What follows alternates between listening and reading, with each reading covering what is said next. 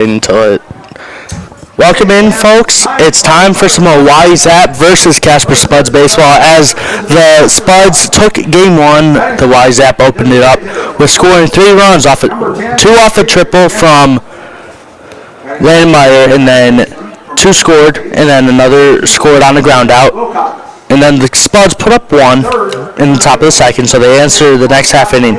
And then the Spuds bats just erupted in the top of the fourth, where they score 5 runs, making it a 6-3 game, And then they just kept on scoring. The Zap put on 1 more in the bottom of the fifth due to an error, and then the Spuds put 1 in on the top of the sixth, and then 1 in the top of the seventh. The Zap put 1 in the bottom of the sixth to make it an 8-5 game.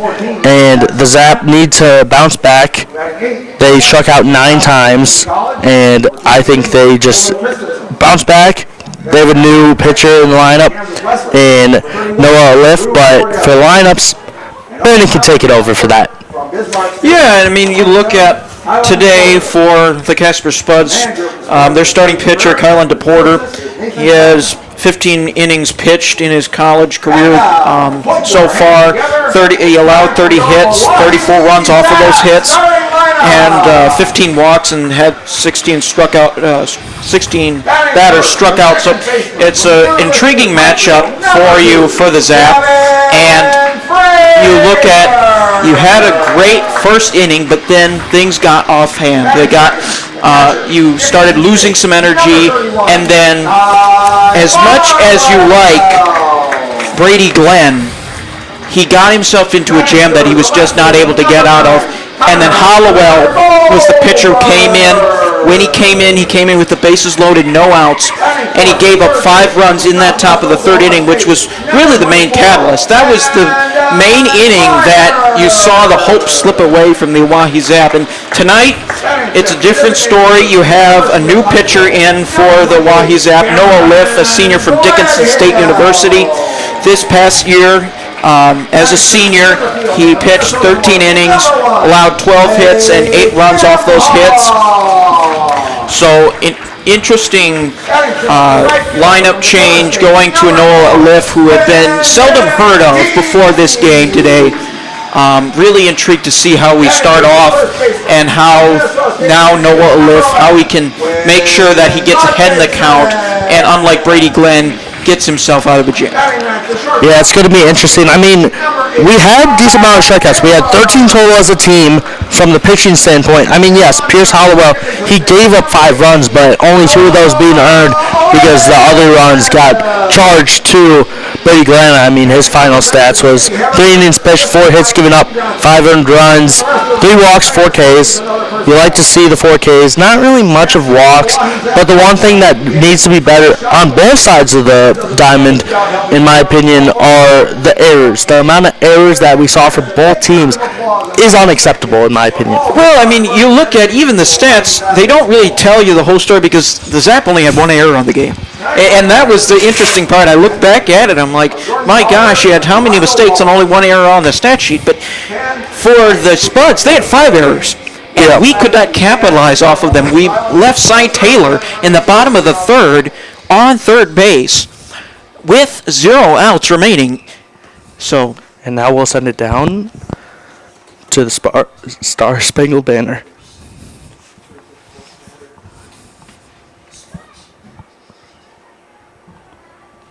Fans, please remain standing. Be ready for the singing of our national anthem. We remind you that proper respect is shown by standing at attention, removing all head cover, and placing your right hand over your heart. Veterans and out-of-uniform military personnel may salute the flag. Let's give a big Oahe Zap welcome to the national anthem singer, Hillary Larson.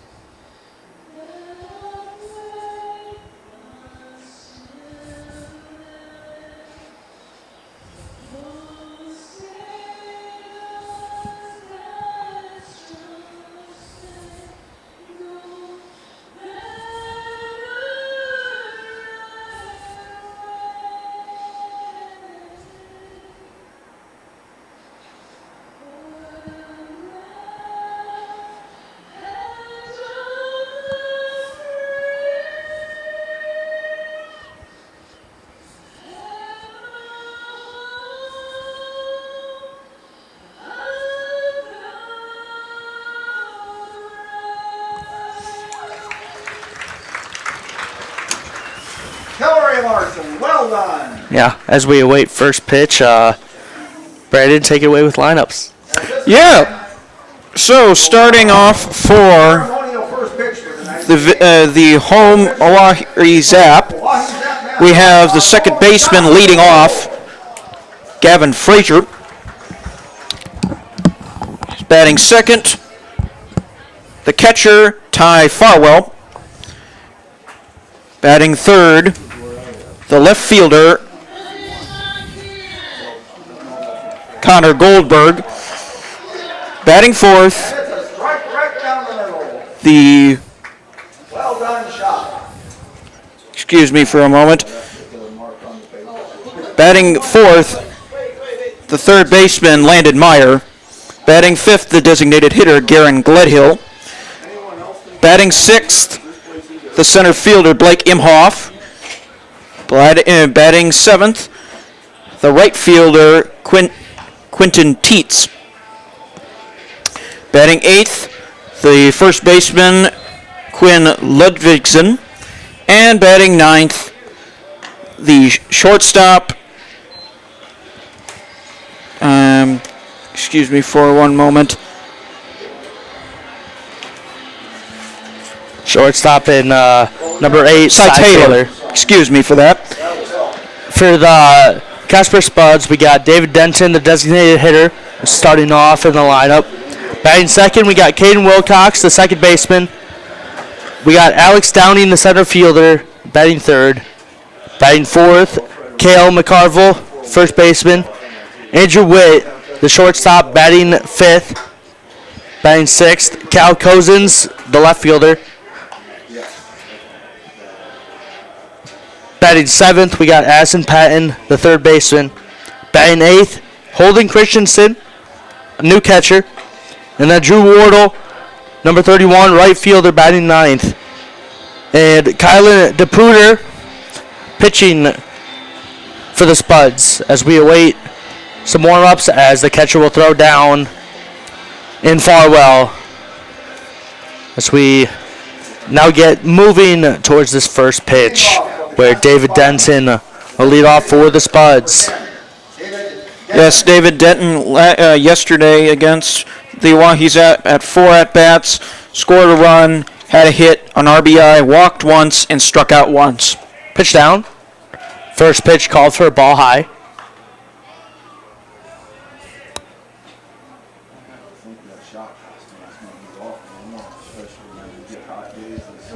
A left pitches. Called ball low and away, excuse me. Yeah, just off that outside. Really trying to test the umpire's strike zone, see where he'll call it and see where he won't. A left leg kick and deals. Swing and a miss. Got it by Denton. Good way to bounce back after giving up 2 balls. Count will move to 1-2. A left sets and deals. Swing and a miss. Got it by Denton once again. Count moves to 2-2.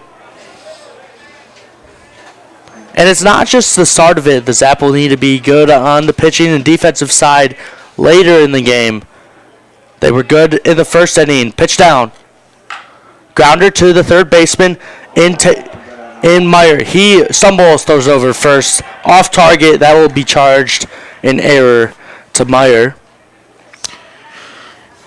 Yeah, Meyer, he was thinking about throwing it and making sure that he was able to get Denton out before he could secure it, much like a modern-day football wide receiver catches it before he could turn upfield, and this time didn't secure it.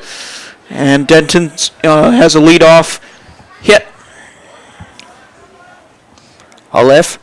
Checks the runner at first. Sets and deals. Lays out a bunt to the pitcher. A lift throws over to first, makes the first out. But Wilcox does his job and advances Denton to second. Well, it's a good job by a lift, making sure you're getting the easy out at first instead of trying to go for second for Denton. Not trying to get too complicated. Just settle yourself down, get the runner at first, and then worry about the next batter. And that's Alex Downing, 4 at-bats yesterday, 2 hits, 2 RBIs, and a strikeout. Sets and deals. Call ball low. We got The Zap mascot shock in the press box. Stay cool, buddy. Downing waiting for Lift's pitch. Checks the runner, throws down. Grounder right to a Lift, hits him in the chest. He underhands it to first to Ludvigsen, makes the out. Scary situation. To third, though. Yep. Yes. Scary situation there. Well, you saw a situation like that yesterday where Brady Glenn had that same hit right back up to him. He was kind of juggling it, Brady Glenn was, and he wasn't able to get the out at first. This time a Lift was able to collect, underhand it to first, and now in a situation where you can get out of a jam with Denton on third. Left sets and deals. Grounder to the second baseman and Frazier. He throws over to first. Gets the out. Denton doesn't score. And that is, Denton gets on off an error to third. And then back-to-back outs from a Lift to first base. And then Cale McCarville grounds out to second for a 4-3. After this quick break of an ad, we'll be back for the bottom of the second of the bottom of the first, for the Zap's first at-bats. Hi, I'm Jason. I'm with CHIP. We're a local payment processing organization based out of Spearfish, South Dakota. You could think about CHIP as an extension of your payroll. With CHIP, you get a customized solution for your business, as opposed to if you're just going to go online and find a payment processor, you get whatever they do. It's just whatever they have out of their box is the box that you get put into. With us, we actually are looking at custom solutions that fit what you do. We sit down with you, we break it down so you understand what you're looking at. That way you can make an informed decision about your business and what is the right thing for you to do. Visit chip.cc and book an appointment.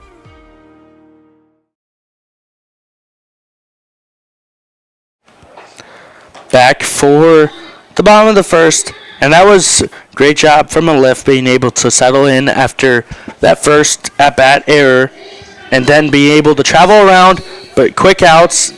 And that's interesting. You never really see a back-to-back 1-3 there, Brandon. No, you don't. And it wasn't even his fault that Landon Meyer dropped that ball, but he was able to recollect and was able to focus on the next three batters, say, okay, let's get the easy out at first both times, and then get ahead in the pitch count, and then get McCarville to chase. And then he did, and he rolled it right to the second baseman, easy play to first for the out. Yeah, and Gavin Frazier will lead it off. Pitched hit from Mason Melton back in the fifth inning yesterday. Playing second base today.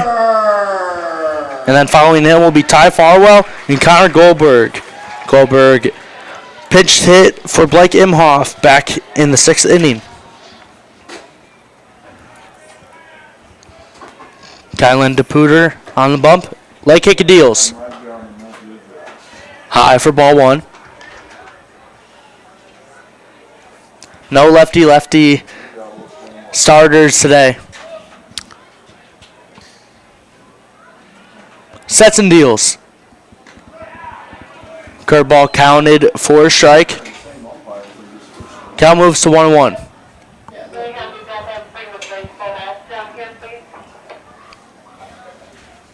Sets and kicks and deals. Ball low and away. 2-1 count to Frazier.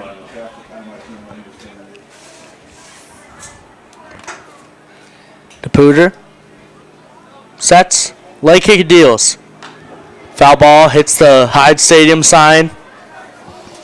Count will move 2-2. Good job by Frazier, just trying to stay alive in the count. Get DePuter to tire and hopefully get a favorable pitch. Pitch down. High and away for ball one. And that's what you're Ball talking three. about. DePuter this time was a little bit high and outside. He was working the outside of the strike zone, trying to get Frazier to chase. Good job by Frazier not being baited. DePuter, leg kick of deals. Grounder. Up to the second baseman and Witt. He'll throw over to first. Makes the first out on a 6-3 ground out. And now Ty Farwell will come up. catcher, number 31, Ty Farwell. Farwell batting second once again. Struck out twice, flew out to center. Reached on one single and then reached on an error. Charged to third base yesterday. DePuter sets. Leg kick and deals. Ball high and away.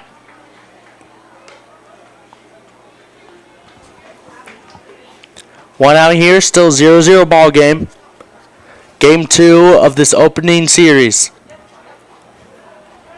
Leg kick and deals. Ball 2 inside.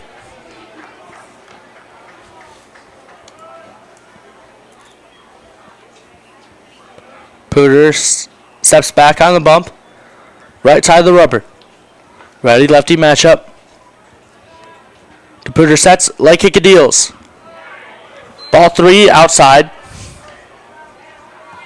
And prime 3-0 count. Are you swinging here? I remember yesterday a Spud swung on a 3-0 count. He did, and he popped up in foul territory, and the inning was over when they had a guy at first and third. Watch is strike 1. Still a prime hitter's count. Are you swinging here? If the pitch is favorable, yes. If it's outside and you're watching it go, no. DePuter sets. Deals. Pop up. Drifting towards out of play territory, and it lands past the little fence in the distance. Out of play. Yeah, see, that pitch was a little bit inside, and I could see Farwell, he got ahead of it, he saw it, but not able to make good enough contact on it to where it will be where it would be in foul or fair play, excuse me. DePuter sets. Steps off the rubber.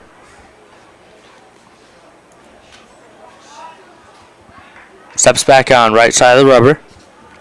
One out here, bottom of the frame. Sets and deals. Watches, ball 4, low and in. See, that's a good job by Farwell, just working the pitch count, saying, okay, DePorter, I'm not going to let you get ahead in this count. I'm going to make sure that when you miss, I am going to lay back and I'm going to stay composed. And then DePorter, he's missed a few high and outside, high and in, especially in this opening frame, just letting it go by him. DePuter sets and deals. Goldberg watches ball 1 high. Both umpires today and yesterday have really tested the outside, the top end of that strike zone. Goldberg pinched hit for Blake Imhoff back in the 6th. Reached on an error yesterday and then flew out to second. Pickoff attempt. Backsliding safe is Farwell.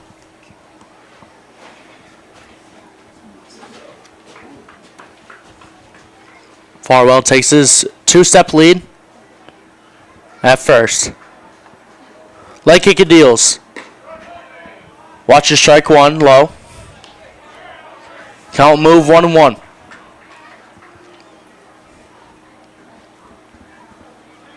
DePuter trying to do what a lift did in the top of the frame. Leave the opposing team scoreless. Sets of deals. Fly ball to center field. That's going to hit into the gap. Nope. Center fielder is going to catch it, and Farwell will retreat back to the first. And that was a good contact from Goldberg. Unfortunate result from a pop-up, however. Batting fourth, the third baseman, number 24. Yeah, Downing just got under it. He was able to track it well. You had thought initially it might be able to get into a gap, but Downing just on it too much. Had a little bit too much air under it. Therefore, we have 2 outs in the frame. First pitch to Meyer, called for a ball outside.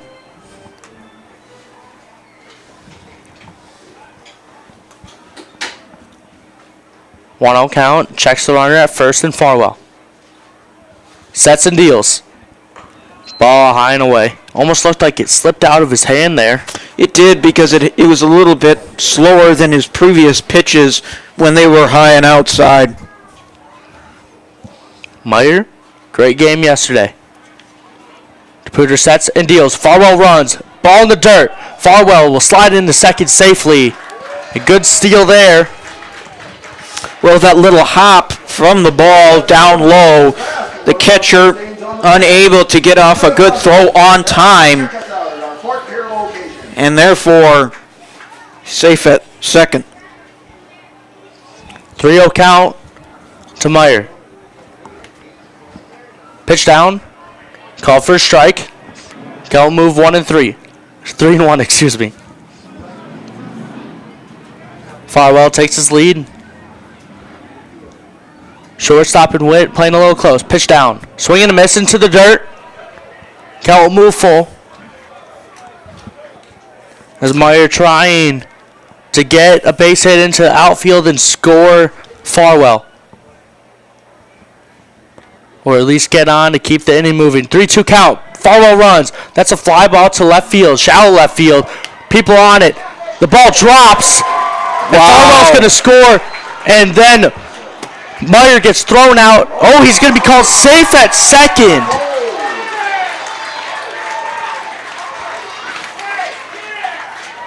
Personally, I don't know about you, Brandon. I think Meyer was out, but Cal Cosen's the one diving in from left field to go grab that ball.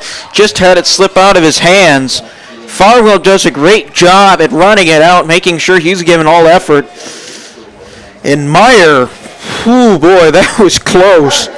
But great contact nonetheless. A little bit of a bloop because it dropped shorter than what the left fielder Cal Cosens was hoping for, and not able to secure the catch. And now we have a 1-0 lead for the Zap. pitch down. Gledhill swings and misses for strike one. Gledhill is a designated hitter yesterday at 3 at-bats, 2 hits, a run, and 3 RBIs. Trying to make it 4 RBIs today. Pitch down. Watches ball one high. And I'm intrigued to see this umpire's zone yesterday. The opposing umpire that's now at first base in the field didn't really like the high pitch. He doesn't seem to initially either. Pitch down from DePuter. High fly ball from Gledhill. That drifts into center field. Center fieldman makes it the catch and Downing. Retires the side. But the Zap put up one from an RBI hit from Meyer that got dropped in the outfield. We'll be back after this 30-second ad for the top of the second. You're watching Oahe Zap Baseball. Hi, I'm Jason. I'm with Chip. We're a local payment processing organization based out of Spearfish, South Dakota. You could think about Chip as an extension of your payroll. With Chip, you get a customized solution for your business, as opposed to if you're just going to go online and find a payment processor. You get whatever they do. It's just whatever they have out of their box is the box that you get put into. With us, we actually are looking at custom solutions that fit what you do. We sit down with you, we break it down so you understand what you're looking at. That way you can make an informed decision about your business and what is the right thing for you to do. Visit chip.cc and book an appointment.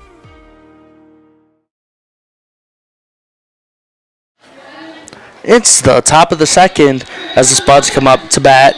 Andrew Witt, the shortstop, will be batting first, leading off this inning, but yesterday he led off the game, Brandon. He did. He had 5 at-bats, a run scored, 2 hits, 2 RBIs, struck out twice though. A little bit disappointed from him, from his perspective, so he's looking to get back to his great hitting ways. And another good start by the Zap, getting out to an early lead, but key defensive plays yesterday caused them to give up that lead and then led the Spuds to an 8-2 run, which finished off with their 8-5 win yesterday. Let's see if Alif can power the Zap's way to another scoreless inning. First pitch to Witt. Called strike one on the inside.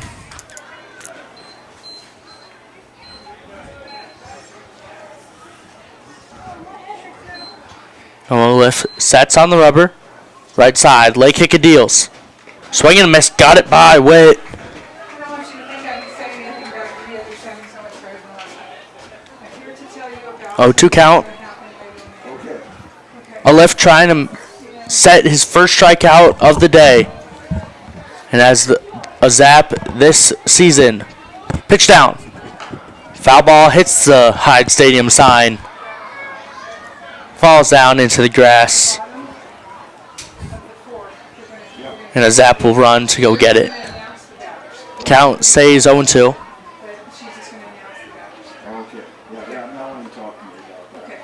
Pitch down. Fly ball, that's out of play.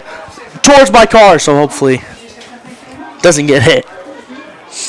I said I got parked far away. I didn't learn my lesson, so hopefully there's not a dent. I don't think that kind of lazy fly ball will make a dent, but nonetheless, 0-2 count to Witt. Pitch down. Another fly ball. That will stay into the infield.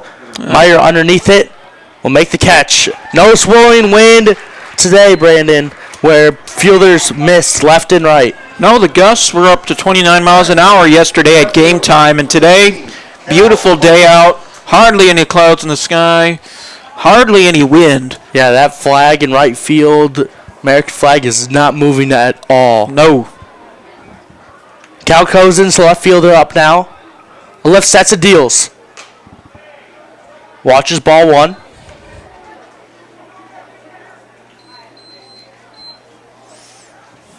No runners on. One out here as the Zap lead at 1-0. Pitch down. That's a ball out of play. Cal will move 1-1.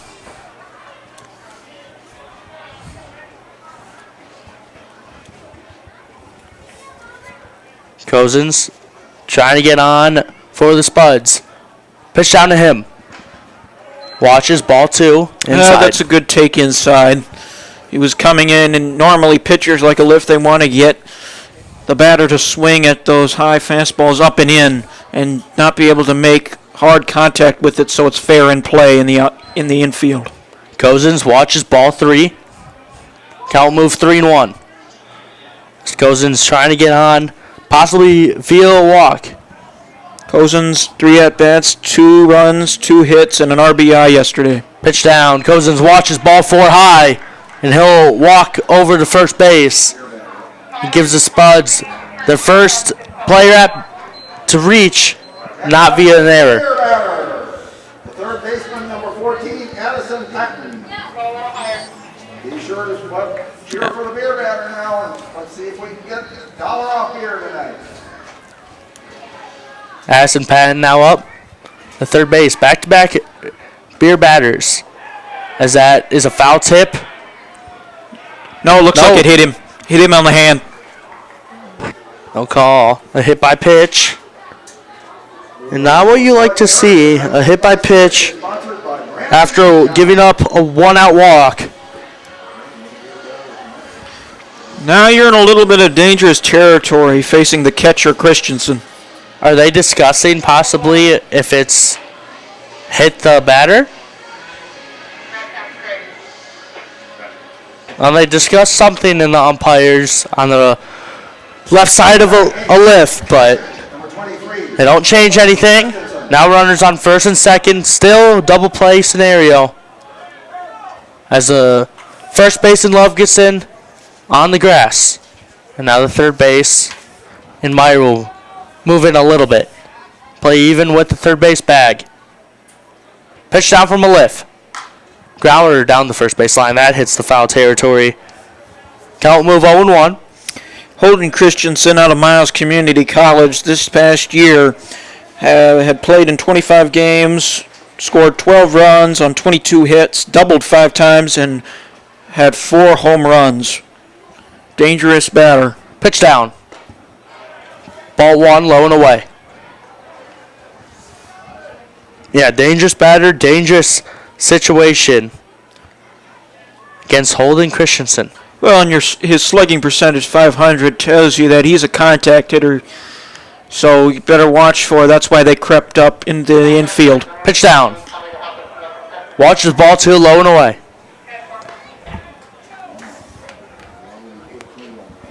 Christensen, the new catcher, did not play yesterday.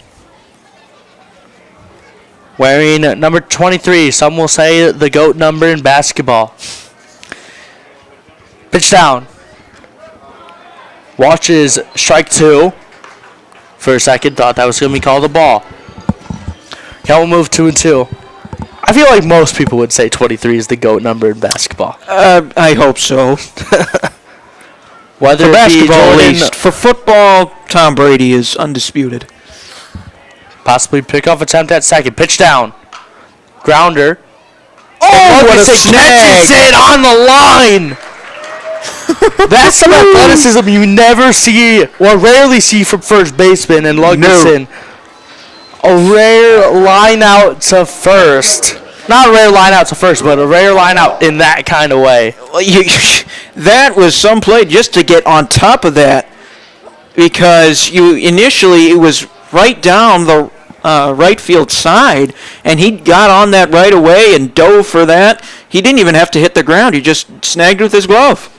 Pitch down to Wardle. He grounds it to the shortstop in Taylor. He throws over to first. Makes the out! What a great throw and play from the shortstop in Taylor. And stops the Spuds from scoring after they get 2 on via a walk and then a hit by pitch. We'll be back after a 30-second break for the bottom of the second for more Zap Bats. Hi, I'm Jason. I'm with Chip. We're a local payment processing organization based out of Spearfish, South Dakota. You could think about Chip as an extension of your payroll. With Chip, you get a customized solution for your business, as opposed to if you're just going to go online and find a payment processor, you get whatever they do. It's just whatever they have out of their box is the box that you get put into. With us, we actually are looking at custom solutions that fit what you do. We sit down with you, we break it down so you understand what you're looking at. That way you can make an informed decision about your business and what is the right thing for you to do. Visit chip.cc and book an appointment.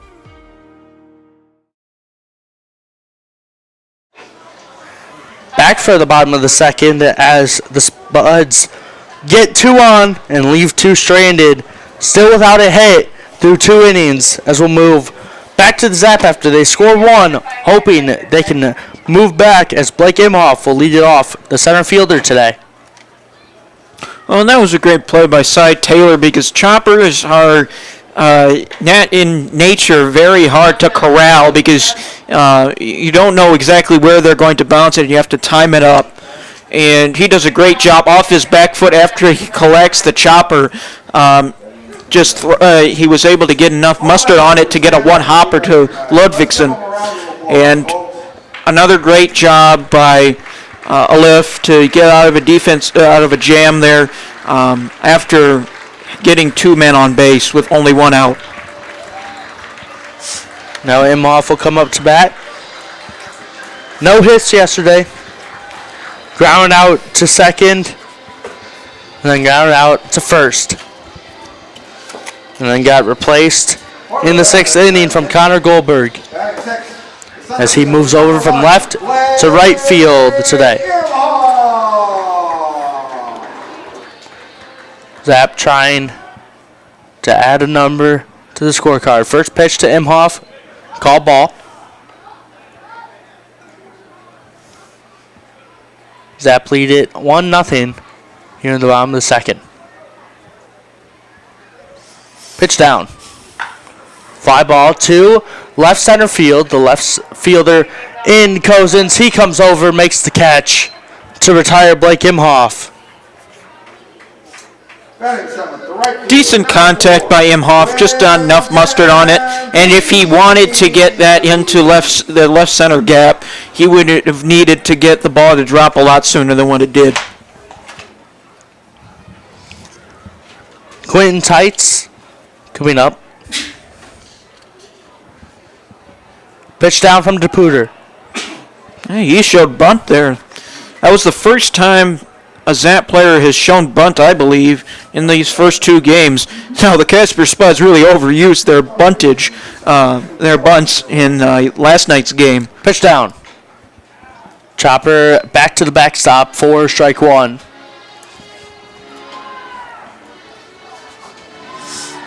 Count will move 1-1. Quinton, a freshman from Dakota State University, he only had 2 at-bats this past year. That was yesterday. He had 2 at-bats yesterday, struck out and then popped out. Trying to get on for the first baseman, Ludvigsen, who's currently on deck. Pitch down. Ball into the dirt. Count will move 2-1.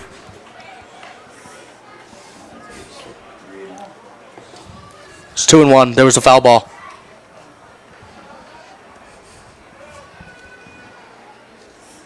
Pitch down. Chopper to the third baseman. Nope, that will. Yep, to the third baseman. He throws over. Nope, does not make the throw. And Quinn Tights gets on an infield single. Yeah, and that's a great job. It's a tiny chopper. He doesn't gain enough steam so that the third baseman can go and travel and doesn't have to he can just collect the ball and throw to first. And this time, Patton, he gets under a little bit too late, can't make the throw. And we have Blake Imhoff aboard now with only 1 out in the bottom of this second inning. Caputer sets pickoff attempt. Runner in, Tights is back, safe. Was being a little aggressive, jumping around there at first.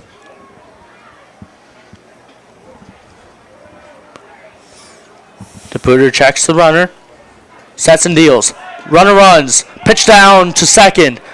Tag, he's out at second.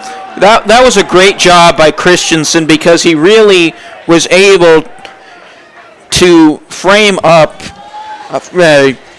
the shortstop there so that he could come in and slide to make the catch just as he was about to tag Imhoff on the back of the leg. So great job. Fouled off to the backstop netting. 4 strike 1. Count will move 1-1 as we await a Zap to run over, get the ball from the left side, and run back. Open window today, not a rainy, chilly day yesterday. Pitch down from DePuter. Called strike 2 on the outside. That one I could see Ludvigsen, he was expecting a faster pitch, but it caught the outside and it was a bit on the slower side. He just kind of watched it with awe and snuck by him. 1-2, pitch down. Chopper back to the right side backstop towards the Zap dugout. Count remains 1-2. Ludvigsen trying to get on with 2 outs here after Tights got thrown out at second. Pitch down. Ball 2, outside. 2-2, bottom of the second, all 2s here. Would have been all 2s if Tights got safe at second. Pitch down. Ball 3 into the dirt. Count moves to full.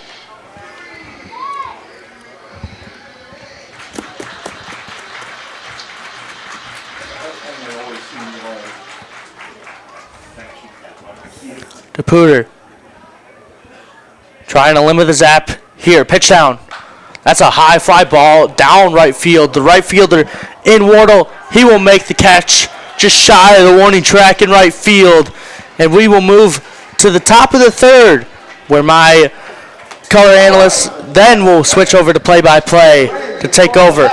Back after this quick break.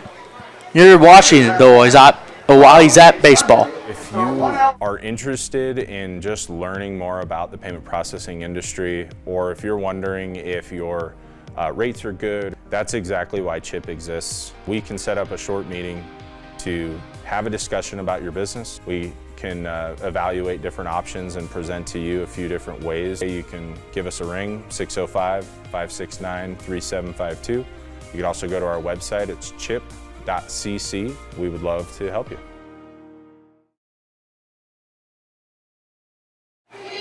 Welcome back to Oahe Zap Baseball as the Zap lead in the top of the third inning against the Casper Spuds, 1-0, as David Denton ready to come up to the plate, the designated hitter.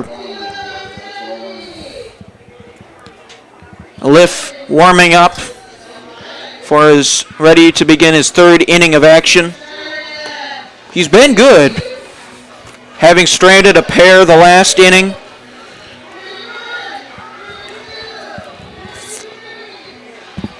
Ludvigsen was a major help in that, able to corral a liner, foul territory along the third base side, and then was able to collect the throw from Meyer, the third baseman.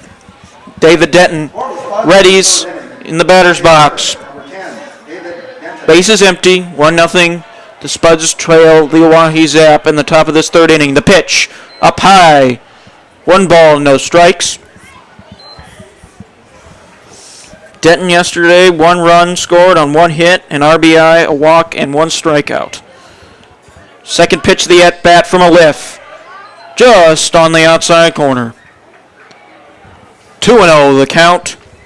No men on for the Spuds. Denton reached on the error to begin the top of the first. He did. Denton swings and misses.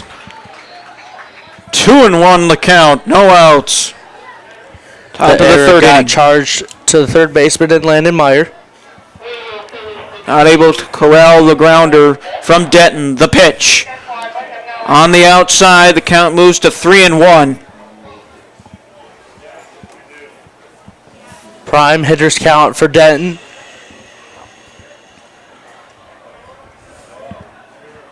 Lift, kicks and deals, pop up, out of play, into the concourse. Now full count, no outs, top of the third. Denton trying to get a leadoff walk and try to tie up this ball game for the Spuds, trailing 1-0. A lift, sets and deals, and that hits the backstop. That will be a walk. And a leadoff walk for Denton, the designated hitter, will cause Caden Wilcox, the second baseman, to come up to the plate. Yep, technically the third walk he's given up in this one. Caden Wilcox, with 5 at-bats yesterday, struck out twice and grounded out 3 times. From Bismarck State. Ready for the first pitch offering from a lift. Base hit right back up the middle. Denton moves to second, and it's a stand-up single for Caden Wilcox, the second baseman. Third batter in the order, and the third batter in this top of the third inning for the Casper Spuds is the center fielder, Alex Downing, from Fort Scott Community College. Alex Downing readies with 2 men on, no outs, dangerous territory for a lift. But he was able to get out of this jam. Last inning, a bunt from Downey. Throws to first in time, but the runners move to second and third on the bunt from Downing. Denton on third, Wilcox at second with 1 out in this top of the third inning, with Cale McCarville from Fort Scott Community College, the first baseman, coming up to the plate. A lift, trying to keep this a 1-0 Zap lead. The first pitch offering from him, deals, swings and misses at a ball down low. Not an ideal pitch for you to swing at if you're McCarville, but he felt dangerous, and it burned him. 0-1 the count, 1 out. 1-0 the Zap lead. Men on second and third. A lift readies. The pitch. And a strike right down the middle. Framed up well by the catcher in Farwell. 0-2 the count. 1 out. Strikeout would be great here for a lift.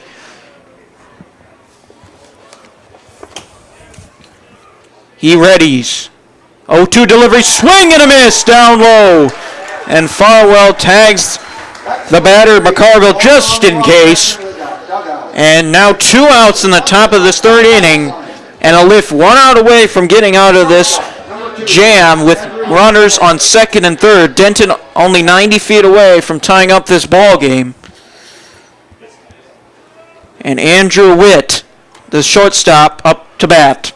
The pitch up high and called strike.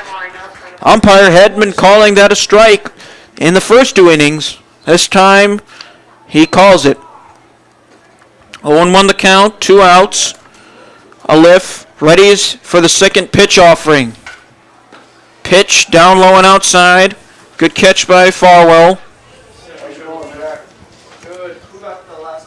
Evens up the count, 1 ball, 1 strike, 2 outs. A lift trying to get out of a jam. Can he do it? Witt readies.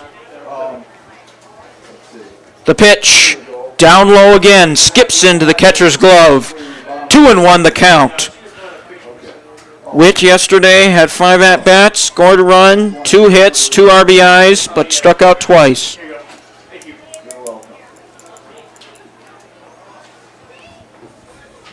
Decent leads from 2nd and 3rd. 2-1 offering from a lift. Swing and a miss, and he fouled it back into the net. Just able to get a piece of it. 2-2 the count now.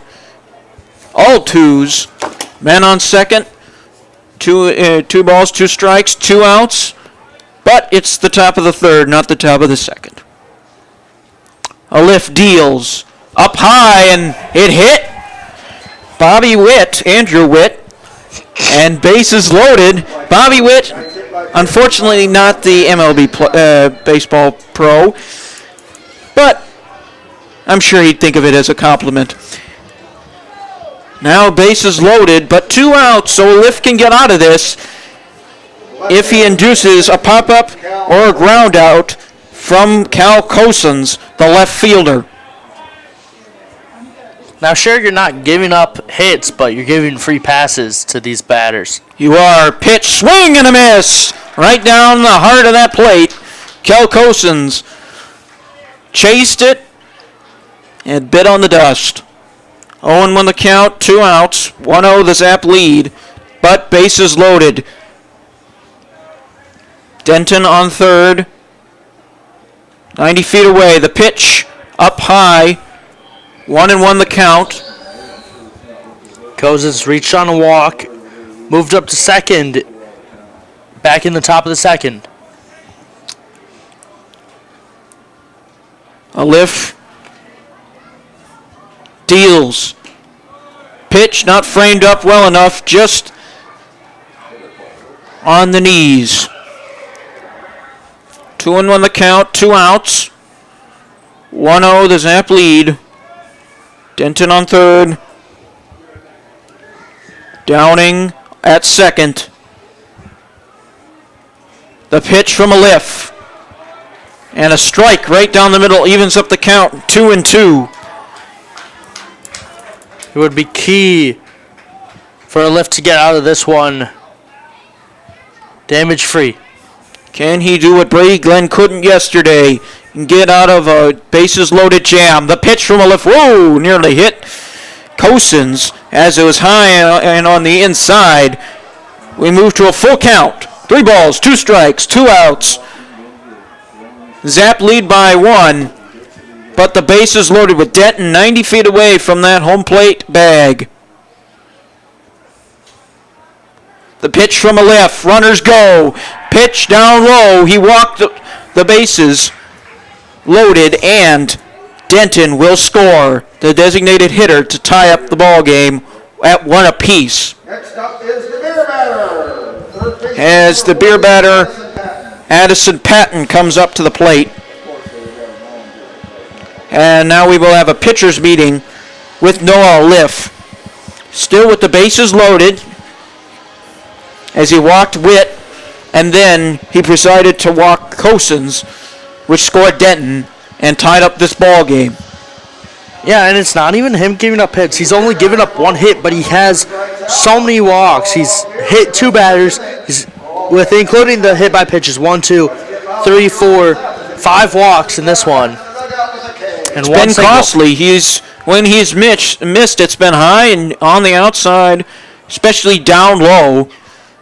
He's had Farwell dig out those pitches from the ground. As that pitch is up high. Not a good start in this at bat for Alif, working on Patton, the third reached baseman. on a hit by pitch in the previous inning. Alif deals the second pitch of the at bat right down the middle for strike one to even up the count. 1 ball, 1 strike, 2 outs.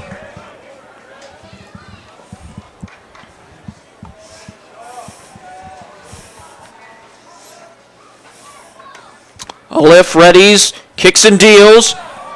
Swung on and foul territory, right field side. Hits our press box roof. Should have been ready with my glove there. I just watched it. I watched it go to the top. 1-2 the count now. 1 strike away from getting out of this jam, only allowing 1 run for the Spuds. The pitch up high. You've now moved to a 2 ball, 2 strike count with 2 outs.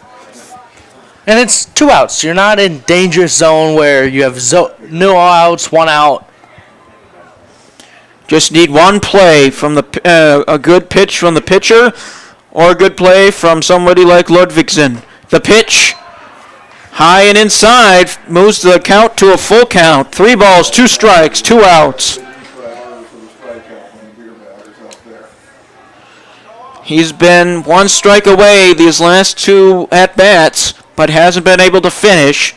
Now can he? And only allow 1 run. Runners go. Swing and a miss! And a ball up and in. He was able to get Patton to chase and limiting the damage to only 1 run in this top of the 3rd inning as we go to the bottom of the 3rd with the Zap up to bat, tied at 1 apiece. You've been watching Oahe Zap Baseball. Our number 1 goal is to educate you. Did you know that this is how the payment processing industry works? There's a cost from the card brands nobody can change. There's junk fees that sound like they fit. Having a custom fit solution is another reason people move to Chip. Visit chip.cc and book an appointment.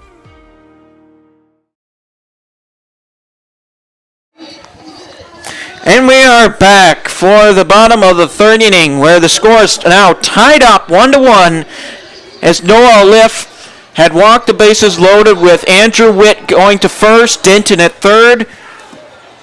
And Denton moved on a 2-out walk, but then was finally able to strike out the last batter, and that was Addison Patton, the beer batter, the 3rd baseman, to get to where we are now with DePorter back on the mound for the Casper Spuds, having only given up 1 run in that bottom of the 1st inning, trying to continue his work. Yep, shortstop Cy Taylor will lead off for the Zap.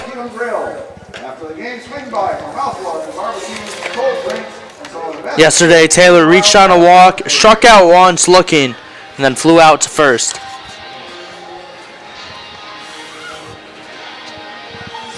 Cy Taylor was on 3rd yesterday in the bottom of the 3rd, just like we are right now, but was stranded, which is a major turning point in yesterday's game, leading to the Zaps' 8-5 loss. As Cy Taylor has now come up to the plate, ready to lead off against DePorter in this bottom of the 3rd inning. Ready for the first pitch offering. Fly ball, deep left field. It is traveling foul at the wall. Just curved to the left of that pole. It had the distance to get to the warning track. Just curved a bit to the outside. And we'll come back with an 0-1 count, no outs, nobody on for the Zap with the tie ball game, 1-1 apiece.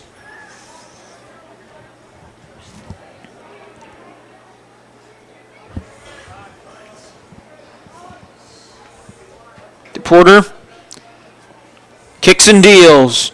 Down low. That'll even up the count. 1 ball, 1 strike.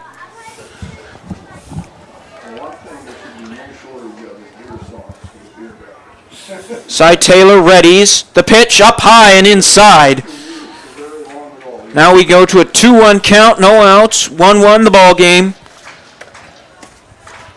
Casper Spuds and the Zap dueling it out at Hyde Stadium on this beautiful May afternoon. Pitch right down the middle for strike 2. 1-2 the count on Cy Taylor. Trying to be the leadoff. As the pitch and a called strike 3 as he watched it sail right by him on the outside corner. 1 out now in the bottom of the 3rd as we have Gavin Frazier coming up to bat with the top of the lineup.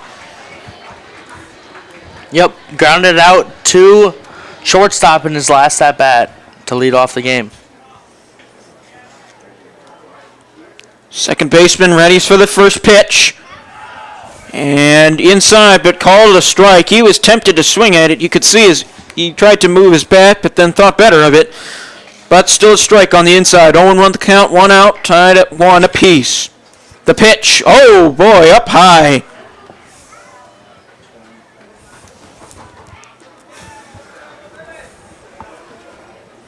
One and 1 the count, 1 out.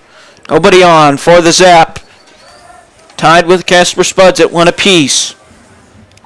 Catcher settles in to Porter, sets and deals. Swinging a chopper, third base side. He's got it, throws to first in time. McCarville makes the catch to retire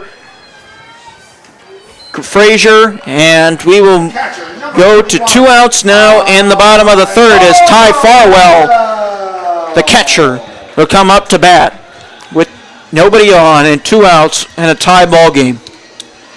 Reached on a walk and then stole second in his previous at bat and then went around to score. Farwell readies for the first pitch. Down low. 1-0 the count, 2 outs, nobody on. Farwell trying to be the first batter to reach on base in the bottom of the 3rd. The pitch from DePorter, up high. That would not fool the umpire. 2 balls and no strikes, 2 outs.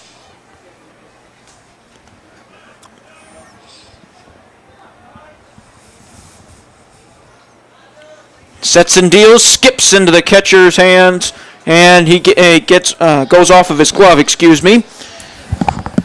Count moves to 3-0, 2 outs. Farwell readies for the 3-0 offering, trying to get a 2-out walk and extend the inning. The pitch, down low, and Ty Farwell is walked to first base to be the first man on for the Zap in this bottom of the 3rd inning. As Connor Goldberg, the left fielder, will come up to bat. Left fielder, number 9, Connor Goldberg. Looking for a possible steal from Farwell to make it 2 steals on the day.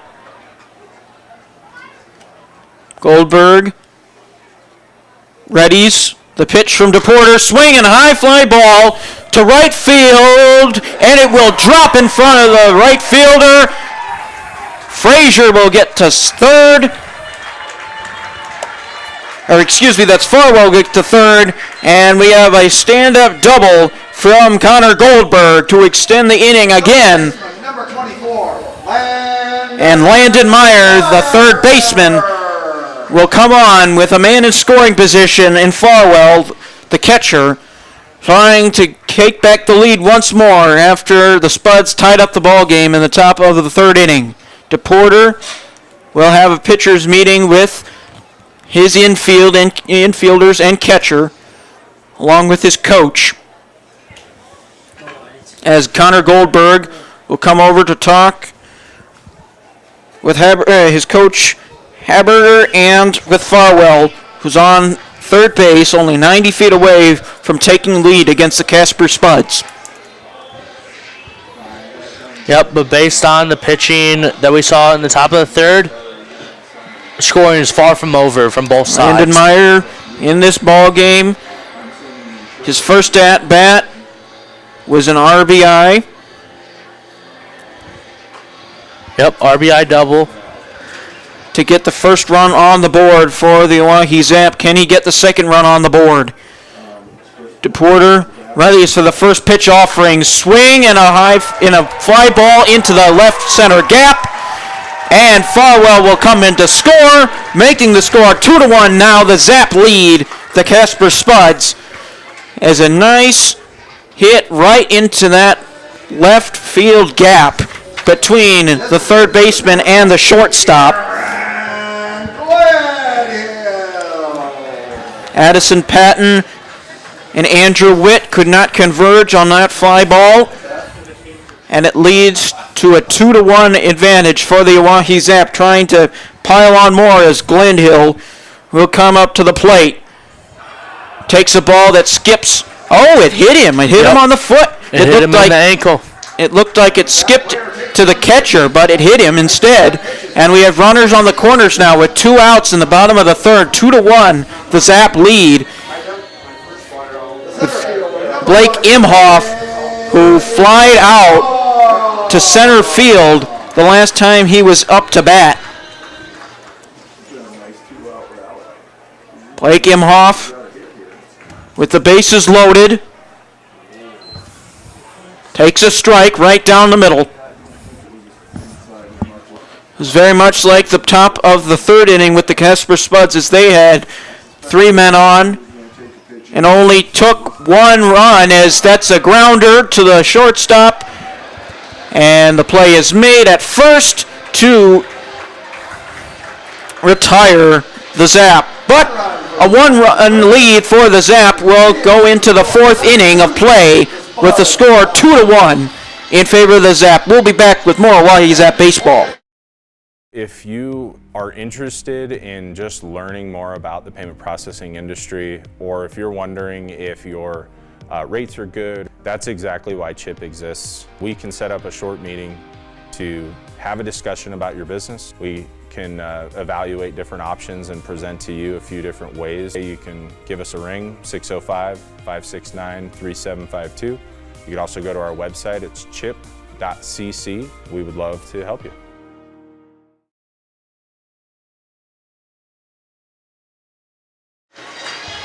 And we are back at Hyde Stadium with a little YMCA song ensuing as we head to the bottom of the the top of the 4th inning. Getting ahead of myself there. With the Zap leading 2-1, as Noah Liff will be back on the mound for the Zap, having gotten out of a 2-out bases loaded jam, only allowing 1 run to score, and that was David Denton on a 2-out walk that was able to walk him to the plate. But the Zap were able to come back and score another run, with Farwell coming to score on a stand-up single.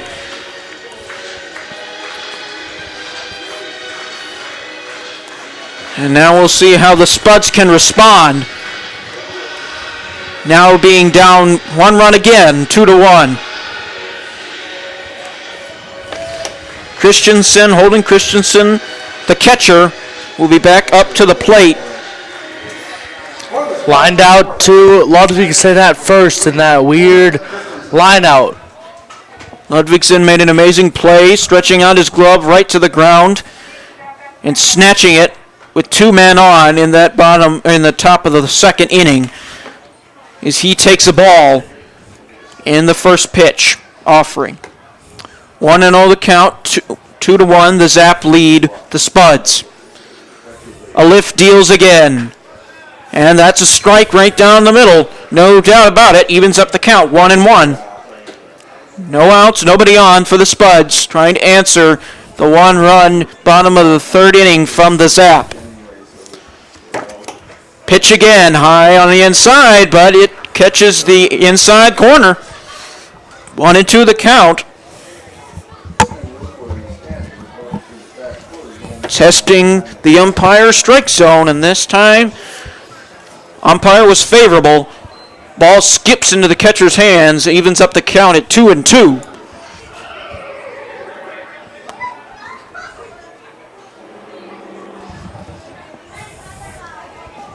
Christensen readies for the 2-2 offering from a lift. Pitch swung on back into the right field gap, and he's into first with a stand-up single. And the leadoff man is aboard with no outs in this top of the fourth inning with Drew Wardle, the right fielder, up to the plate. A righty-righty matchup. As a lift, he had Christensen right where he wanted him in a 2-2 count, but couldn't finish. A lift, the first pitch of the offering, chopped foul, left field side. 0-1 the count. Nobody out. One on. That is Christensen, the catcher.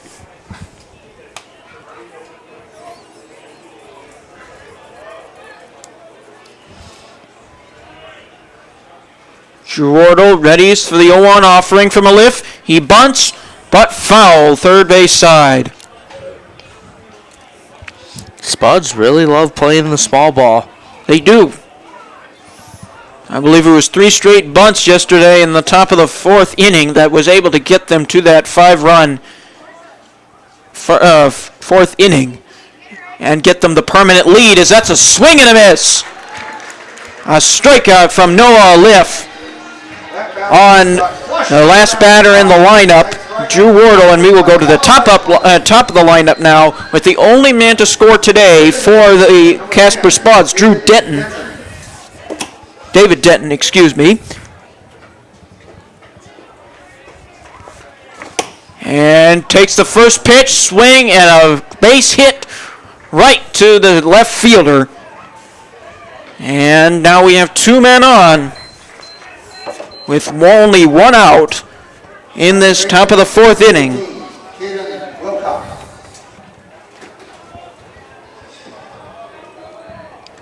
Only a third hit that Aleph has given up.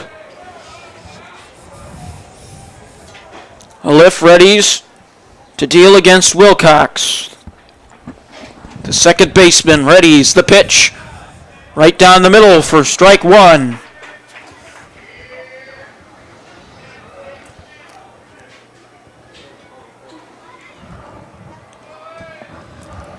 Oh, 1-1 the count, 1 out, 2-1 the Zap lead, but the Casper Spuds have 2 men on. At first and second, a high fly ball deep to center field. Back at the wall, it hops to the wall. Center fielder not able to catch under it, and in come to score is Christensen, the catcher, and the pinch hitter, or the pinch runner, in for Wardle. That's Ryan Wingard. And the Casper Spuds have now taken a 1-run lead, 3-1. As Caden Wilcox had a beautiful shot to center field and just got out over the center fielder, Dominic DiCarlo. Got over Imhoff at Imhoff, yes. Looking at yesterday's lineup instead of today's. Who would have thought that would be wrong? Now we have a pitcher's meeting. And Aleph, he's gotten out of a few jams. This time, though, had a pitch right out over the plate. Caden Wilcox diagnosed it immediately and made him pay for it. Now the Spuds have a 1-run lead. And we will have a new pitcher coming in for the Oahe Zap.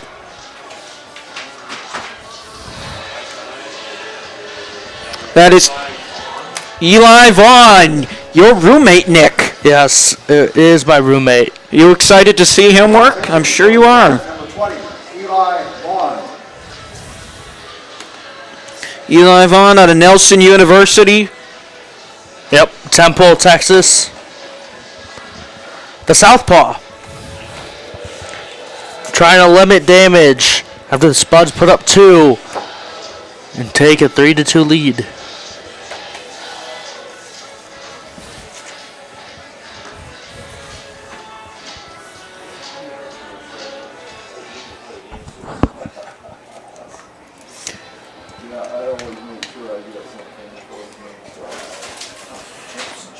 Alex Downing, the center fielder, will be up to bat with a man on third, Caden Wilcox, after a stand-up triple.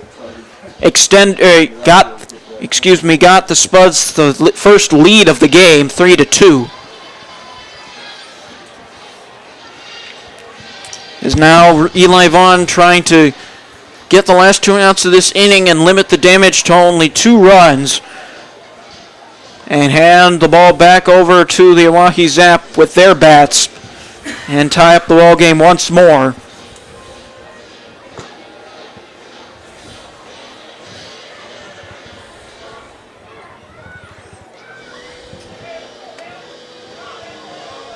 Alex Downing grounded out in the first inning. Number 11, Alex Downing. Now his second at bat in this ball game in the top of the 4th inning. Spuds now leading 3-2 after a stand-up triple by Caden Wilcox. Wilcox at third.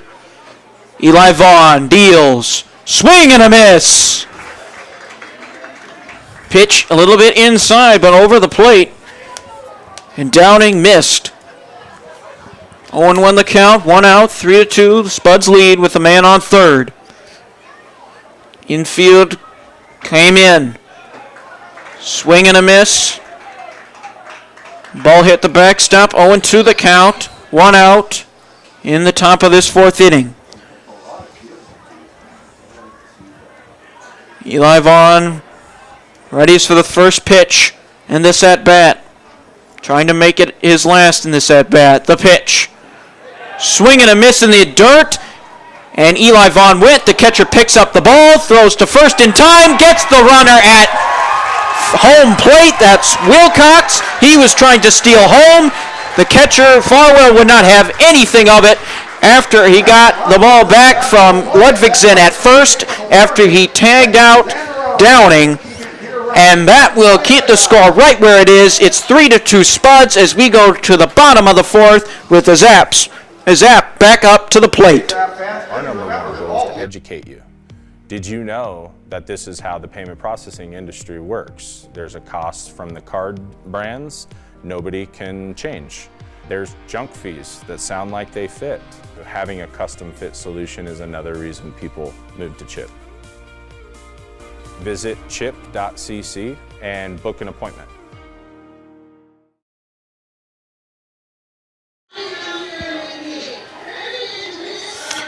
And we are back at Hyde Stadium ready for the bottom of the 4th inning as the Spuds have now just taken a 3-2 lead over the Oahe Zap, having scored 2 in the top of that 4th inning thanks to Caden Wilcox's stand-up triple, which scored both Denton and a pinch runner. That was Wingard. But the pitching change to Eli Vaughn was able to get out of the jam by getting the runner at first in Downing to ground out and then get the stealing Wilcox at home to limit the damage to only 2 runs and give the Zap the chance to tie up or take the lead in this bottom of the 4th inning.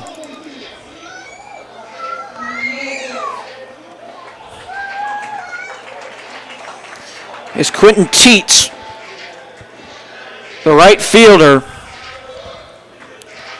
will come up to bat for the Oahe Zap.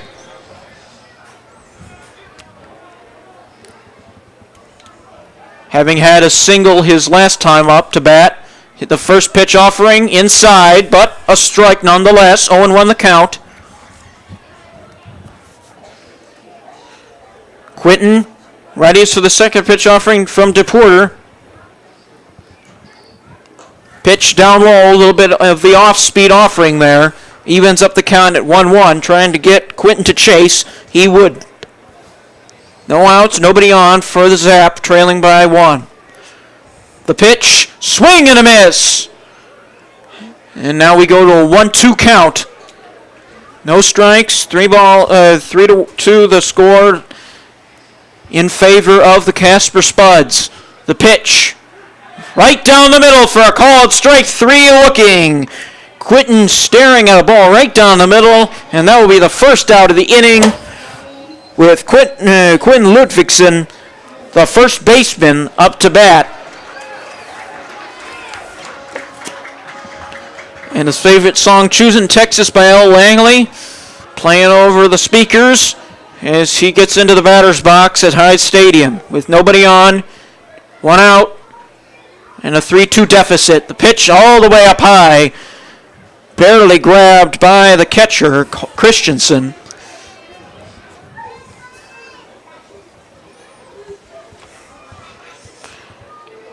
On one the count, the pitch up high, closer to the strike zone, but still no cigar for DePorter.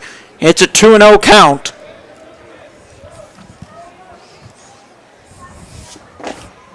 Ludvigsen readies for the 2-0. Here's the pitch. Right down the middle, and this time it's a strike. 2-1.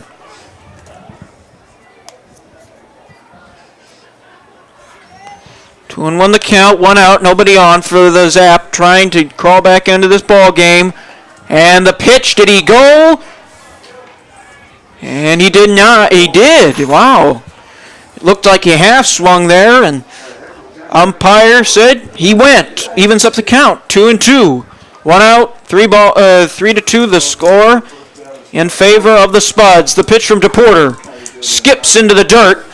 Catcher Christensen grabs it. Now we are at a full count. 3 balls, 2 strikes, 1 out. DePorter sets and deals. Swing and a miss. Up high in the zone.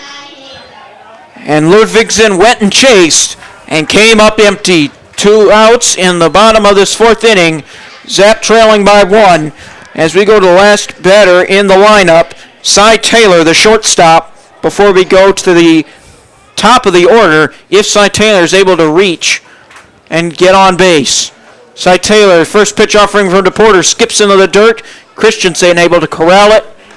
1-0 the count.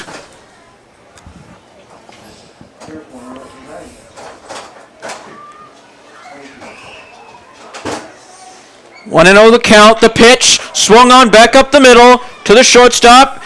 Andrew Witt throws out to first, and that's the inning. We go to the top of the 5th inning with the score 3-2. The Casper Spuds have retaken the lead. We will be back for the 5th inning, and Nick Bennett will be on the call at that time to take you through it. We've been watching Oahe Zap Baseball. Hi, I'm Jason. I'm with CHIP. We're a local payment processing organization based out of Spearfish, South Dakota. You could think about CHIP as an extension of your payroll. With CHIP, you get a customized solution for your business, as opposed to if you're just going to go online and find a payment processor, you get whatever they do. It's just whatever they have out of their box is the box that you get put into. With us, we actually are looking at custom solutions that fit what you do. We sit down with you, we break it down so you understand what you're looking at. That way you can make an informed decision about your business and what is the right thing for you to do. Visit chip.cc and book an appointment.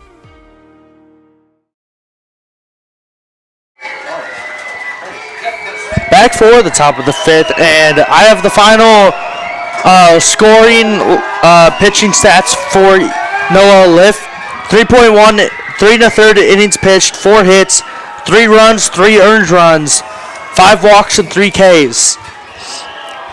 He was a bit shaky starting off, then settled in, got out of a jam in the 2nd inning, but then his control was a little bit out of whack.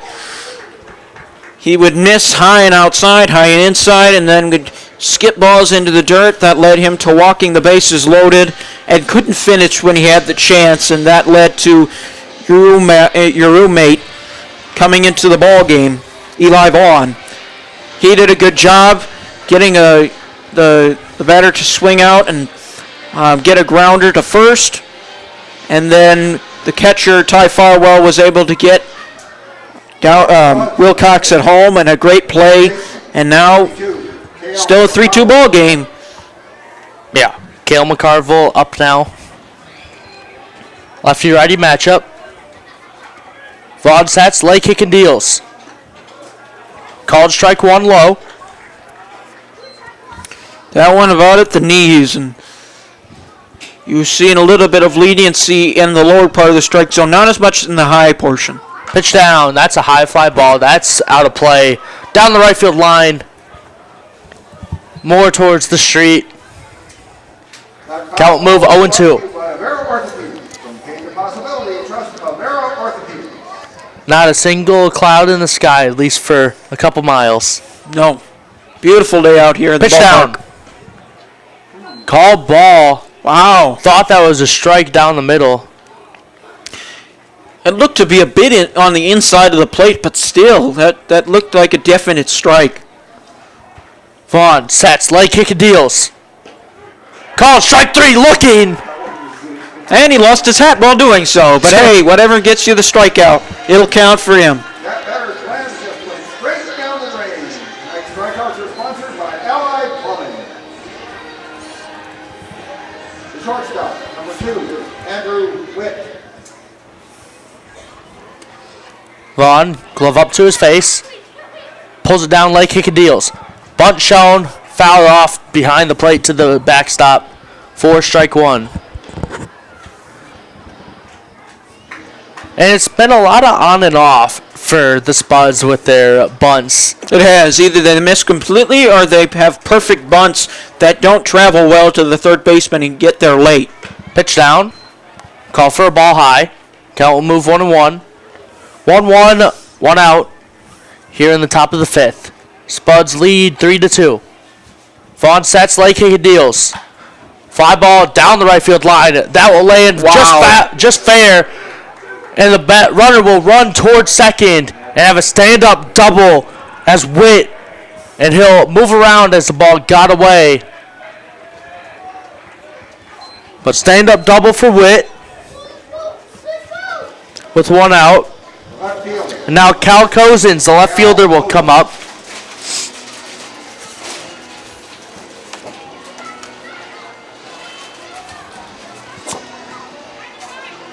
Vaughn steps on the rubber. Sits left side. Cozens, backside of the righty box. Checks the runner. Had an RBI double and 2 walks. No throw at third as Andrew Witt steals third easily. Eli was never really looking back to it. Now with a runner at third, 90 feet away. Maybe playing a little safe. Pitch down. Grounder to the third baseman. Bobbles it. Will not have a play at first. As 1 run scores. That's Meyer again. He did that in the second inning. In the first inning on the first batter. Had no consequences of it then because they were able to get the next 3 batters out. But this time, he did it again, and this time, Witt was able to score easily from third base, and that stolen base from him was really key in that. Pitch down. Call for a ball. Farwell checks the runner at first. Does not throw down. Vaughn steps back on the rubber. Sets, leg kick and deals. Call for ball 2. Vaughn uses a sinker, slider, changeup, and 4-seam. Says he doesn't really use the 4-seam. Pickoff attempt. Throw down to second. Easy out. As Cozens got gunned out at second. Cozens was trying to make the case, of course, to no avail, that he was safe for some reason. But a great job. He anticipated that Cozens, either unintentionally or intentionally, would steal second base. That catches off the catcher's glove. Count moves to 3-0. Yep. But able to get Cozens in a jam and easily get him out at second base, and now you have 2 outs and nobody on. 3-0.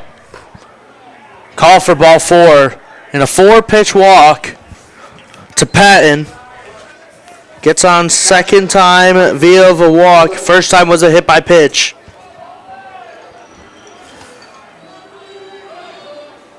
As the Spuds lead 4-2. 2 outs. Patton takes his lead. Vaughn, leg kick and deals. High fly ball that lands on to our press box. 4 strike 1.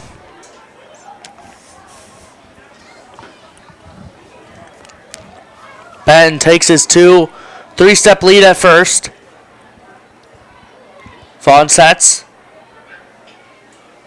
Pickoff attempt. Backsliding is Patton, safe. Spuds lead at 4-2 here in the top of the 5th. 2 outs. Count is 0-1. Pitch down. Foul tip hits the plate. That would be called foul.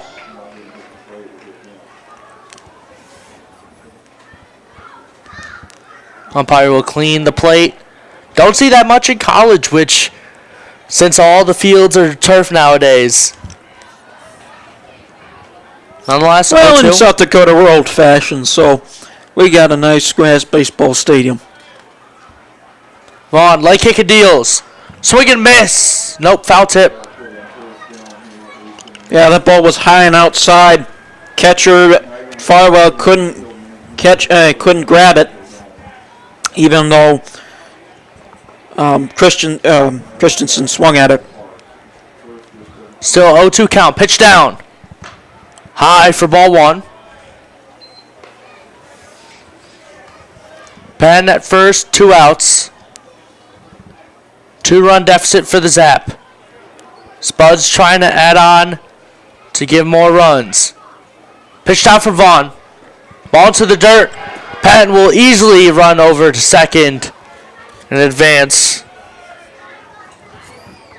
Well, now if you're Eli Vaughn, you want to be careful here because you can now have a scoring runner at scoring position in Patton, and you want to limit the damage to just 1. You're still down 2, and so far in this game, it's been hard. Runs have been hard to come by, and you've stranded 5 runners on the bases so far. The Zap have. Vaughn steps off the rubber, steps back on. Left side of the rubber, Patton takes a decently sized lead at second. Vaughn steps back off, steps back on. Comes to, looks at the runner and Patton. Pitch down. Grounder to the shortstop in Taylor.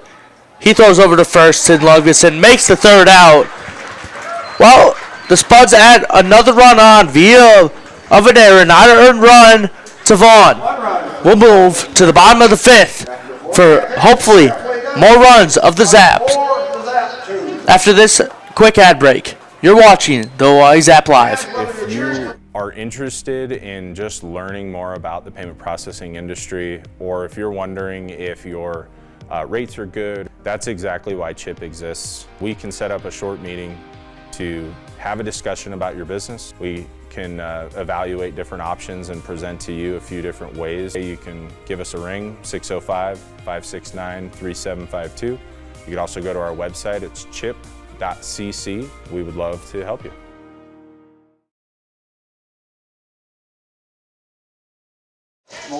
It's time for more Zap Bats.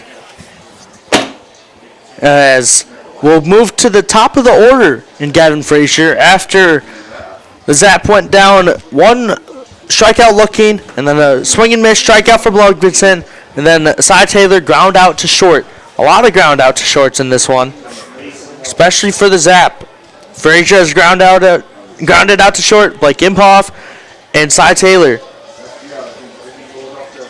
And then if we want to know, You've only really had, if I may, 1 big swing of the bat that was for the Zap that was powerful enough that it could have gotten multiple runs in, and that was Cy Taylor's foul ball to the left field, but it ended up being foul. So they haven't had a lot of great contact today. It's mainly been taking advantage of opportunities when DePorter has walked batters. There's been errors in the outfield from Andrew Witt and the like, and then playing some small ball. But runs have been hard to come by, and they really need to get their bats going because the Spuds have been heating up the past few innings.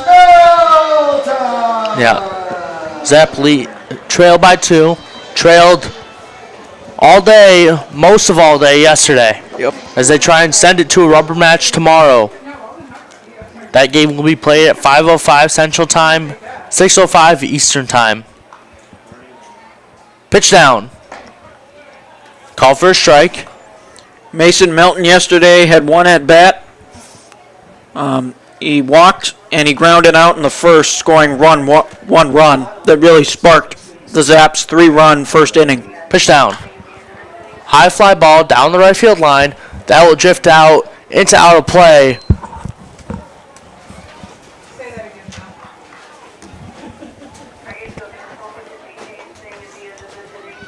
That foul ball was brought to you by Avera Orthopedics from Change of Possibility. Trust Avera Orthopedics.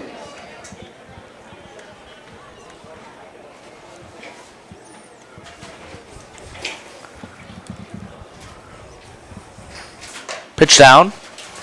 Call for a ball. Count move 1 and 2.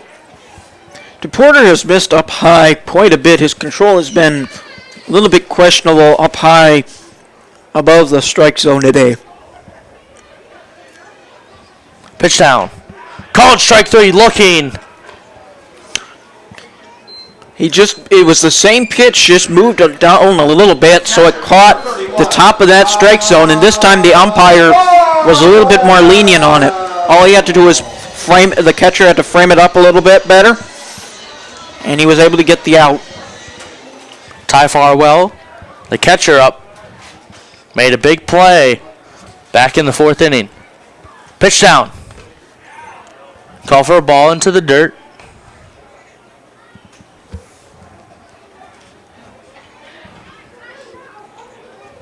DePorter starting off how he started in the previous bottom of the 4th. Pitch down.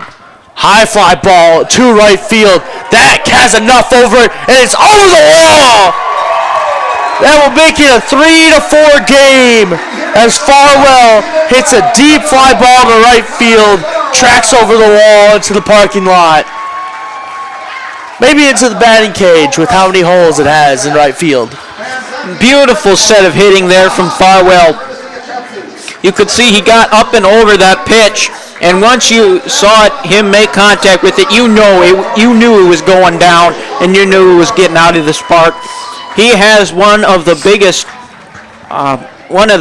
biggest bats on this team, and he showed it there. He has a lot of strength once he puts that bat to the ball, and he showed it there. And now you only have a 1-run ball game, so an opportunity here with only 1 out to tie up this ball game. With Goldberg up to the plate. Pitch down. Call for a ball into the dirt. I think you're also seeing DePorter. He's fatigued a little bit. It's already the top of the bottom of the 6th inning. So pitch down. That will be a fly ball down the right field line. Out of play. Bottom of the 5th inning.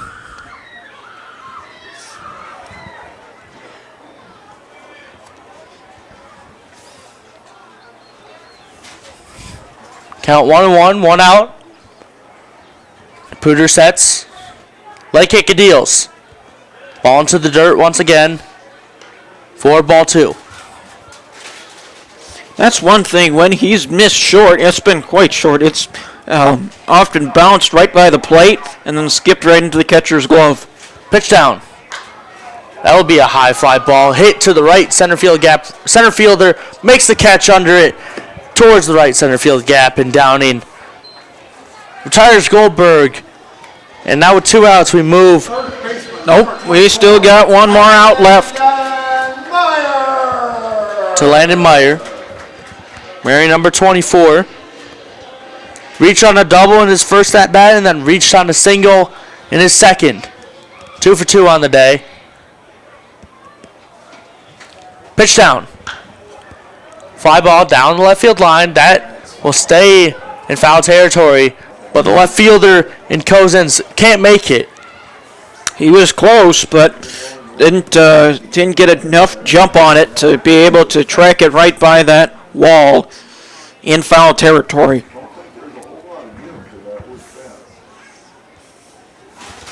Initially, it looked like Cozens didn't initially start running.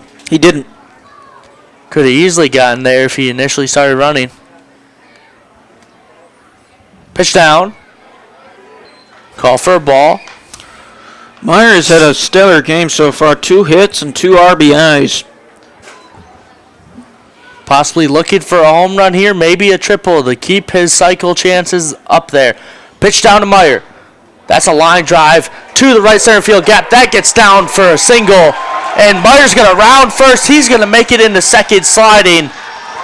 Downing mishandled that ball when he was coming up to grab it. He juggled it and then he dropped it. And then when he turned, already Meyer was heading towards second, easily got there. And it was really because of Downing mishandling that ball that Meyer was able to get to second. Otherwise, that might have been a contested play at the second base bag. Garen Gledhill now up in the lefty box. Pitch down. That's a high ball. Good snag from the catcher in Christensen. So that could have easily gotten to the backstop, and Meyer could have easily advanced to third. As there will be a little pitcher's meeting on a bump with a reliever warming up in the bullpen down the left field line. DePorter over the past 2 innings has started to look tired, and he's started to get more and more out of control as he's worked these pitches in. He's, there have been some really nice snags by his catcher Christensen, but he's left balls and pitches up over the plate. That's where Farwell was able to hit it down the right field line and out of here, and now you got a man on second in Meyer, and only 180 feet from tying this ball game up at 4.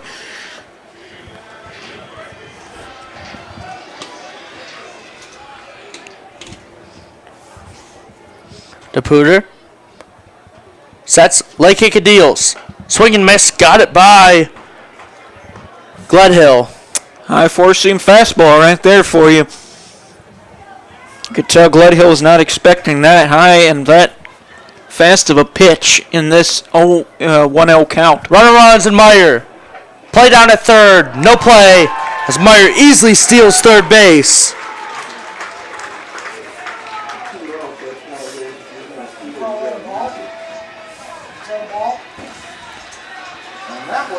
Yes. What about those stains on your pants? Call for a ball, 2-1 count. Come check us out. Christensen threw to Patton, and that was off, and Patton had to slide into foul territory to grab that one, which is why Meyer was able to slide into third easily. Fouled off, out of play, down the left field line. Count move 2-2. Runner in Meyer, 90 feet away. Gledhill trying to score him and tie it up. Pitch down. Gledhill watches high ball 3. And count is now full. Gledhill with the red bat. Contrary to their all baby blue uniforms and yellow helmet, yellow belt. Pitch down. High fly ball to the left field. Left fielder in Cozens. He makes the catch underneath it. The Zap put up one off a home run from Farwell. We'll be moving to the top of the 6th after this quick ad break. You're watching Oahe Zap Baseball. Hi, I'm Jason. I'm with CHIP. We're a local payment processing organization based out of Spearfish, South Dakota. You could think about CHIP as an extension of your payroll. With CHIP, you get a customized solution for your business, as opposed to if you're just going to go online and find a payment processor. You get whatever they do. It's just whatever they have out of their box is the box that you get put into. With us, we actually are looking at custom solutions that fit what you do. We sit down with you, we break it down so you understand what you're looking at. That way you can make an informed decision about your business and what is the right thing for you to do. Visit chip.cc and book an appointment.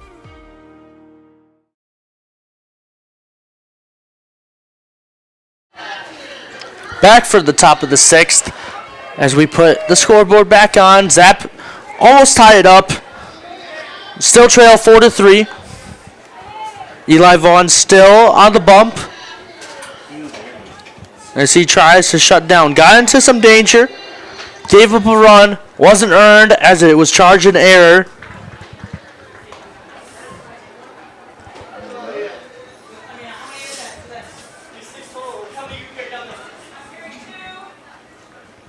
As Vaughn will Farwell throws down for the last warm-up pitch.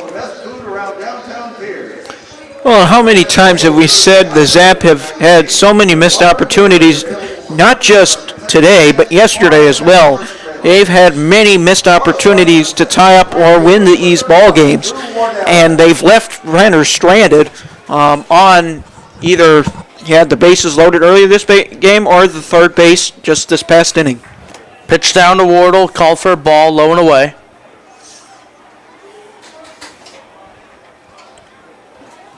Vaughn rubbing his hands together.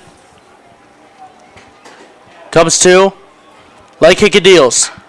High fly ball that will land on top of the press box. Nope. Lands onto the concourse possibly or onto the street behind us. Count will move 1-1. Vaughn ready to pitch. Sets. Turns around, leg kick of deals. Chopper. A little fly ball to the stands to our right. A little in front of the press box. I think Vaughn needs a tighter hat. Every time he comes after him with the heater, it falls off right onto the dirt. 1-2 count from Vaughn. To Wardle. Leg kick of deals. Call for a ball too low. Well into the dirt. We're ready in case it's needed. Ready to catch a fly ball possibly through the window. Pitch down for Vaughn. Swing and miss. Tipped. Ball will go back to the backstop. Count will still remain 2-2. You can see Wardle is on the last strikeout even. He's swinging at those pitches high and inside. Eli Vaughn caught him that time, just tipped out of the catcher's hands, though, in Farwell. Pitch down. Fly ball down left field line. That lands out of play. Possibly down, rolling down into the river. It didn't feel like They don't have the spud bus over there tonight anyway. I know it's somewhere, but He had a good hack at it, but he rotated too much to the left and now out of play. Deals. High fly ball. Shortstop and left fielder raging into it. The left fielder in Goldberg makes the catch. And an easy F7 there to start off the top of the 6th inning. the designated hitter, number 10, David Denton. As the umpire will get a few more balls.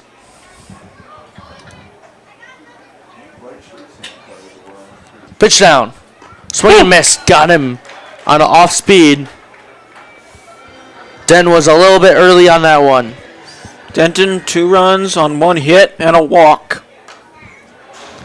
Second pitch is fouled off. Hits the hide sign. 0-2 count.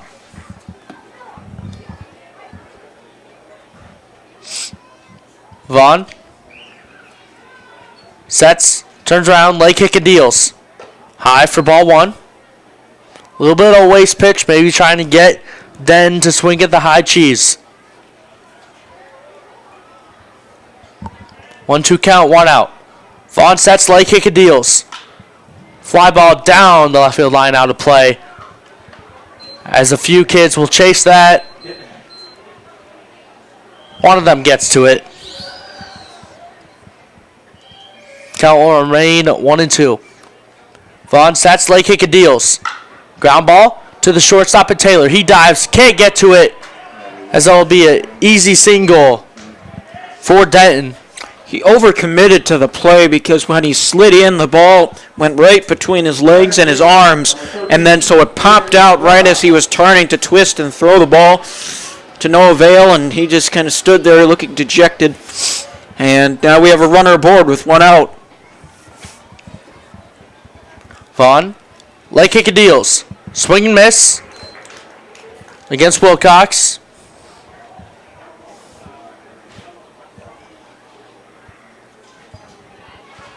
Vaughn comes to.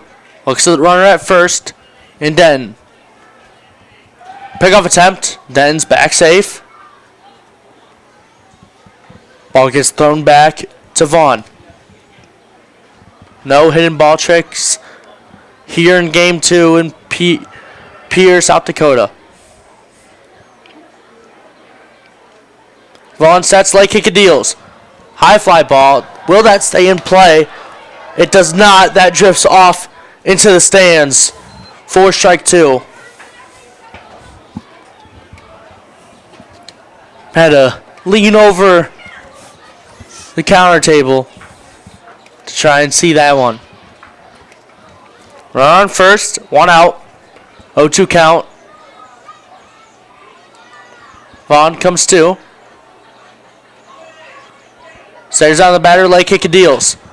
That's a high fly ball. That drifts towards right field. Makes the catch in tights. He'll throw it in to Vaughn for the second out. Runner retreated back to first base in Lugvidson. And back-to-back pop-ups to the corner outfielders. Maybe one to center field here. Lefty-lefty matchup. Vaughn sets, leg kick of deals.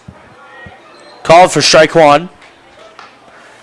And Vaughn's been dealing, Brandon, since coming in to relieve a lift. He hasn't been afraid to throw pitches out and over the plate and test these Spud batters. Pitch down into the dirt.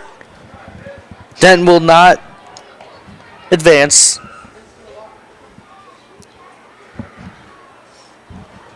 Denton's been unafraid to try and steal a base here and there. Wonder if he'll try it anytime this at bat with 2 outs. Pitch down. Grounder to the second baseman in Frazier. He makes the play at first to Lugvidson. Retires side. And good pitching from Eli Vaughn. We'll move to the bottom of the 6th for the Zap at bats, hoping they can tie it up or take the lead. Back after this ad break, you're watching Oahe Zap Live. I'm Jason, I'm with Chip. We're a local payment processing organization based out of Spearfish, South Dakota. You could think about Chip as an extension of your payroll. With Chip, you get a customized solution for your business, as opposed to if you're just gonna go online and find a payment processor, you get whatever they do. It's just whatever they have out of their box is the box that you get put into. With us, we actually are looking at custom solutions that fit what you do. We sit down with you, we break it down so you understand what you're looking at. That way you can make an informed decision about your business and what is the right thing for you to do. Visit chip.cc and book an appointment.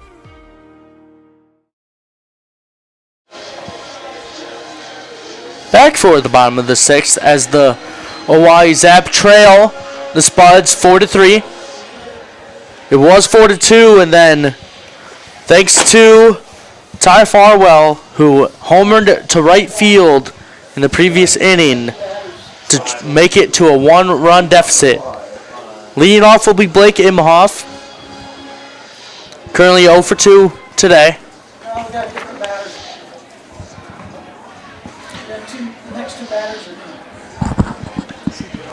Looks like we have pinch hitters in the next 2 batters. Blake Imhoff had been struggling, though, both today and yesterday, so I'm not surprised head coach Haberger decided to pull the trigger on a different batter. Trying to figure out who's who. There's number 5, Dominic DiCarlo will come up. Yeah, and 4 at-bats yesterday. 1 run scored, 2 hits, and a walk. So not surprised Coach went to him at this time when Blake Imhoff in his last at-bat had lined out to left field. So we'll see what Dominic DiCarlo can do, hopefully setting up the Zap with a leadoff man on base and try to tie up or take the lead in this ball game. DePooter. Sets and deals. Call for a ball. And looks like we have a new pitcher too. It's Trey Schroeder, the left-handed pitcher from Colby Community College, on the mound. Now pitching from the spot. Second pitch. Trey Schroeder. Call for a ball. Pitch down. Call for ball 3. Not a great start from Trey Schroeder. In 19 games, with Colby, he walked 3 batters, struck out 4. Pitch down. Called strike 1.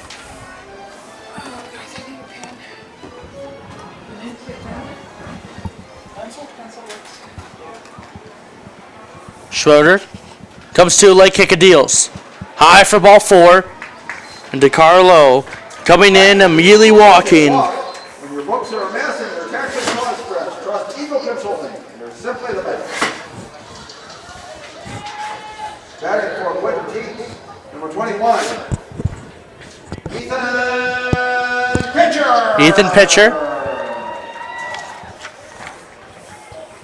Pinched hit for Lugvinson in yesterday's game. Now pinch hits for Quentin Tights. Coming down the stairs. Runner at first into Carlo. Speedy guy.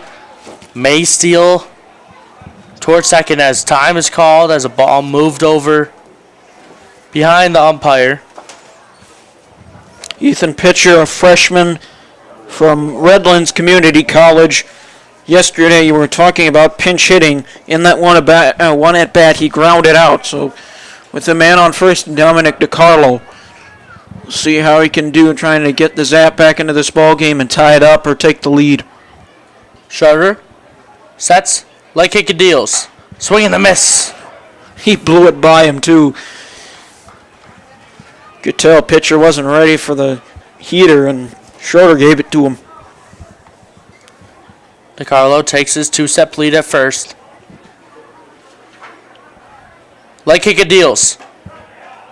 Called strike 2. 0-2 count. 2 pitcher.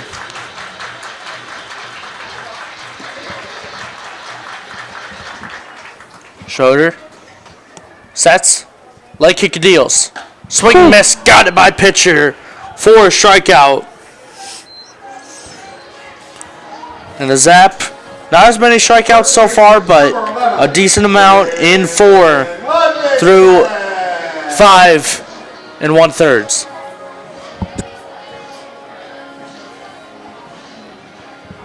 Quinn Lugvinson, the 8-hole batting now. DiCarlo takes his lead. Schroeder sets. Pickoff attempt at DiCarlo at first. He's backsliding safe. Spuds lead 4-3 here in the bottom of the 6th.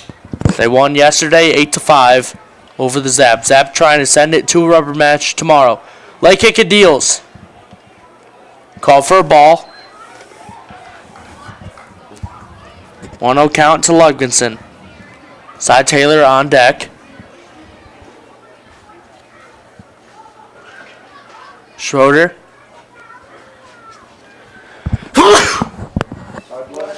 Deals.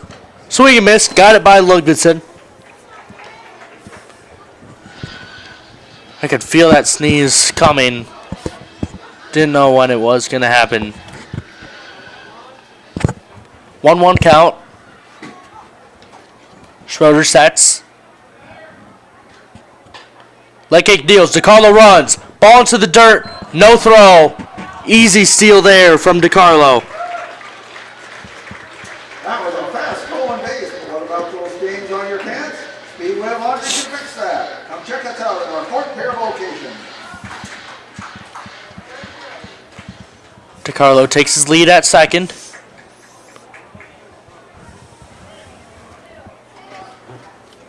Two-one count. Pitch down. High for ball 3. Ludwigson trying to get on. Flew out to right field. Back in the second and struck out in the 4th. Infielders move off of DiCarlo. Deals. Called strike 2. Count will move full.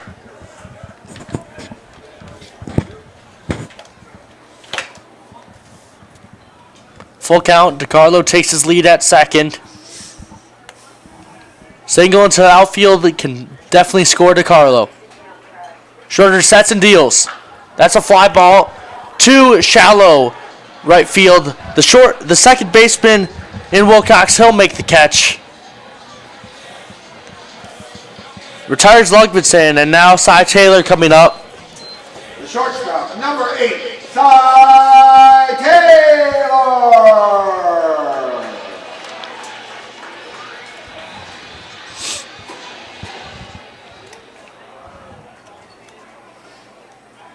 Schroeder sets. DiCarlo takes his lead. Deals. Called high for ball. Called ball high.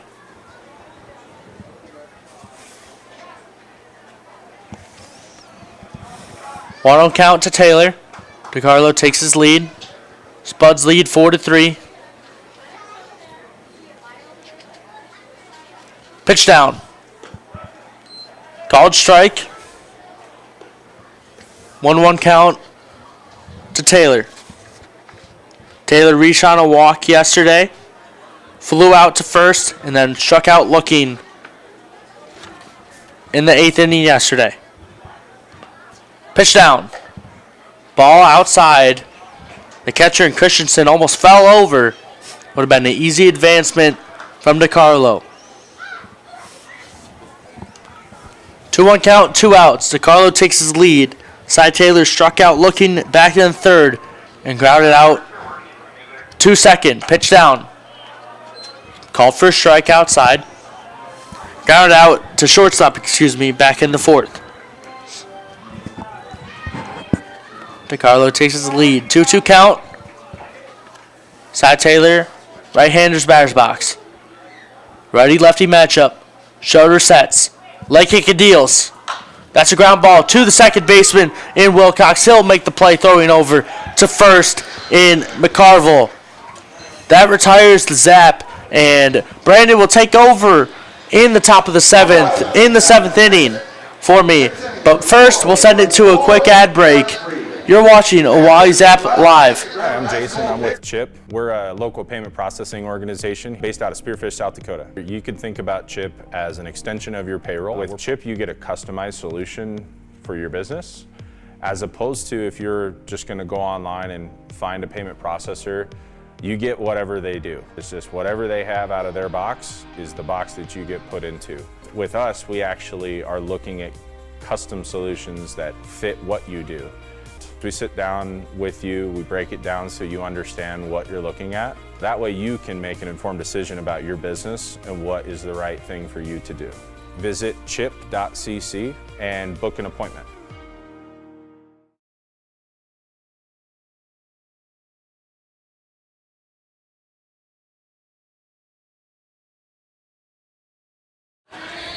And we are back to Pierre, South Dakota with the score 4-3. The Zap trail by 1 to the visiting Casper Spuds of Wyoming. Looks like we have a pitching change for the Zap, as it's Trey Alexander, the right-handed pitcher from Bismarck State.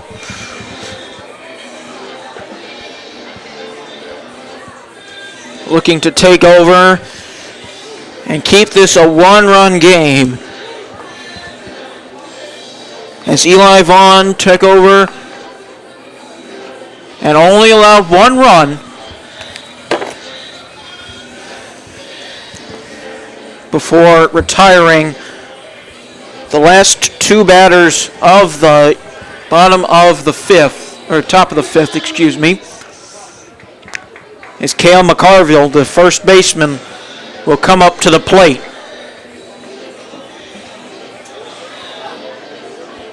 Zap kids, make your way to the back gate for our 7th-inning stretch run down right field line. It'll be at the end of this half inning, so get over toward the gate. Now batting for the Spuds, the first baseman, number 22, Cale McCarville. McCarville readies for the first pitch offering from Alexander. Alexander delivers a strike right down the middle. Knee high. 0-1 the count, no outs, nobody on for the Spuds, leading 4-3 in this top of the seventh. The pitch from Alexander is a base hit right back up the middle into the gap between the shortstop and the second baseman. He'll strut into first base easily with a lead-off single. One of the most basic hits in baseball. Between the middle infielders into shallow center field. Andrew Witt, the shortstop, up to bat with a man on first. Nobody out. 4-3 they lead over the Oahe Zap, excuse me.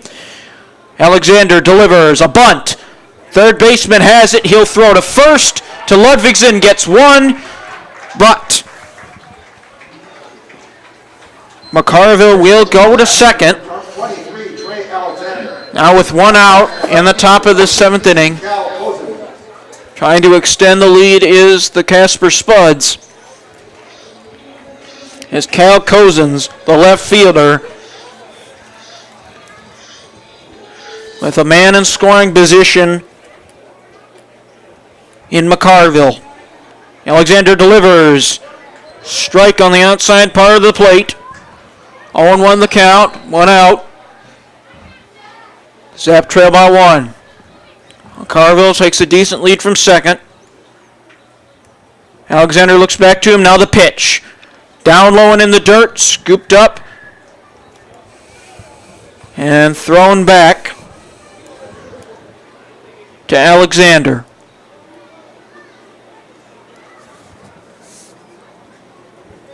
1-1 the count, one out. Man on second is McCarville. Alexander steps off. Adjusts his hat, now gets back on.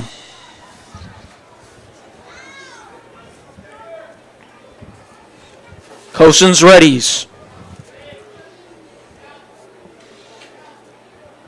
The delivery from Alexander. Fly ball right field side. Foul territory though. And we'll go to a 1-2 count. One out. Man on second. With Cosens at the plate. Left fielder readies. Alexander looks back. Now goes. Pitch, high fly ball, deep center field, under it.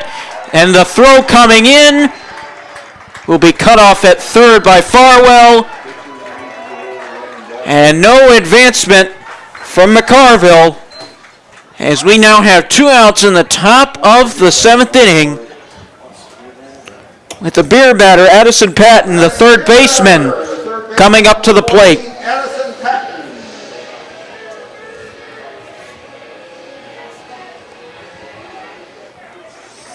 Patton with the man on second, gets the delivery from Alexander high, and it was a heater. 1-0 count, two outs, 4-3. The Casper Spuds hanging on by a thread with a one-run lead. Trying to extend that one-run lead to two. With McCarville at second. The pitch from Alexander. Inside, but catches the inside part of the strike zone.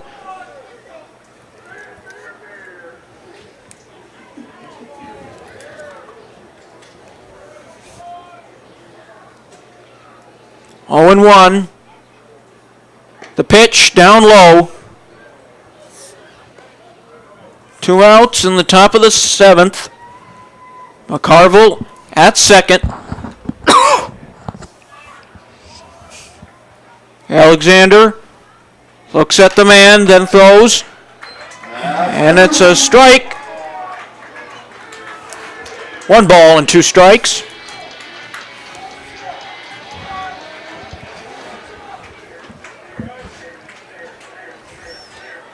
One strike away from getting out of a jam with the man in scoring position.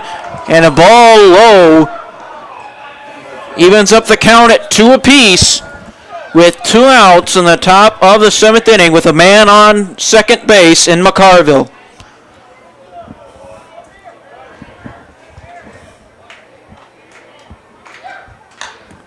And a grounder to the shortstop. Throw to first to Ludwigson is in time to retire the Casper Spuds. And we will go to the bottom of the 7th with the Casper Spuds still leading the Oahe Zap 4-3. If you are interested in just learning more about the payment processing industry, or if you're wondering if your rates are good, that's exactly why CHIP exists. We can set up a short meeting to have a discussion about your business. We can evaluate different options and present to you a few different ways. You can give us a ring, 605-569-3752. You can also go to our website, it's chip.cc. We would love to help you.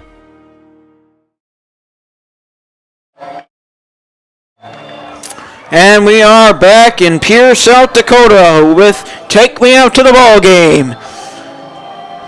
As we will go to the bottom of the 7th inning with the same pitcher we had in the bottom of the 6th inning to face off against the Zap batters. And that's Trey Schroeder, the left-handed pitcher from Colby Community College, warming up on the mound.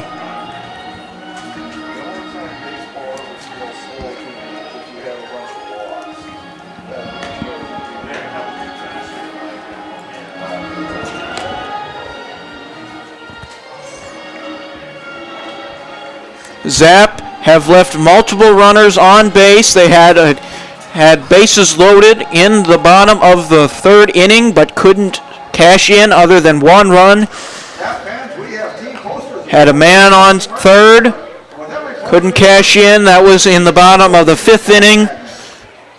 And they have trailed ever since that 2-run 4th inning from the Casper Spuds, who still lead at 4-3. The defense has been there, and the pitching has done what they needed to do.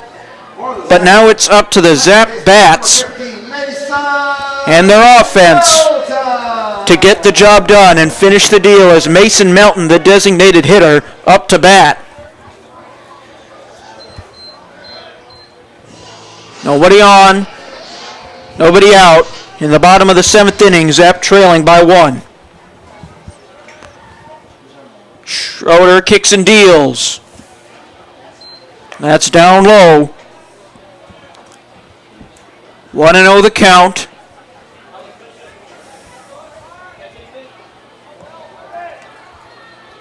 Melton takes a strike about knee high. Struck out swinging the last time he was up at the plate. Can he get the leadoff man aboard and give the Zap a strike, a spark, as he swings and fouls that back in and back left field out of play.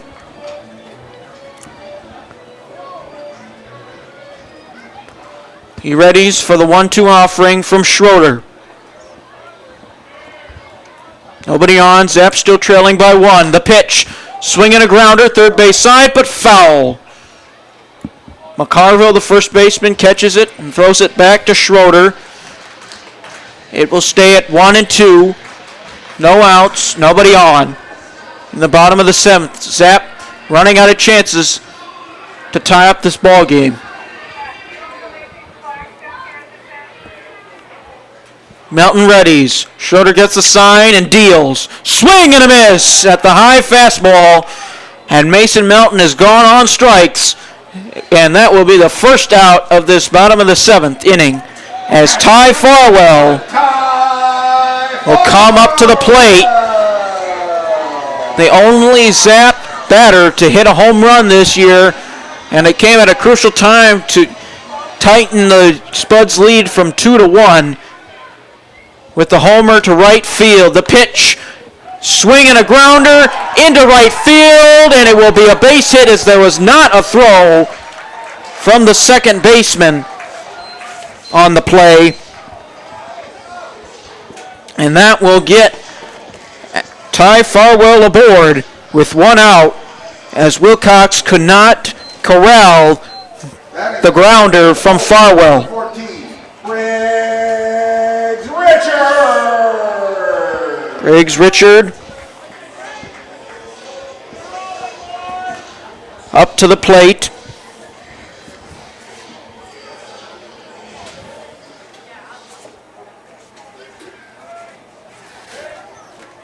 With the man on first and Farwell with 1 out, trailing by 1. Ready's from Schroeder. Swinging a high ball, a fly ball, drops in right field. Digging for third is Farwell. He'll slide and dive back to third, and he is safe. And Briggs Richard delivers and puts the tying run 90 feet away from home plate with himself at second base and a stand-up double from Briggs Richard. And how big is that? Briggs Richard yesterday 2 at-bats, popped out and grounded out, but delivers here on a, and that's a high fly ball, but playable for the center fielder and caught by Downing. He slips as he throws, and digging for home is Farwell, and he will reach there and tie up this ball game at 4 apiece. Hold up. They might call interference. Wow. They might call interference. That might not be a run because the runner in Richard, They might put it back on second. the runner in Richards went back to second. It hit his leg, but the run should score theoretically. But we'll wait to see.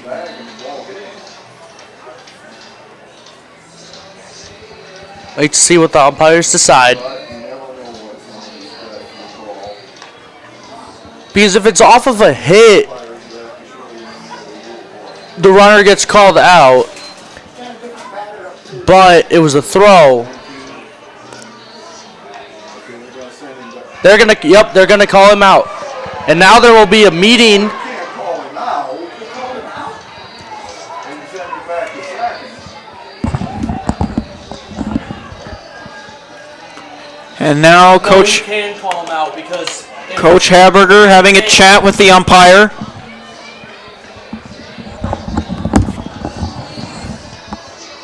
Trying to get an explanation. Pointing at second base.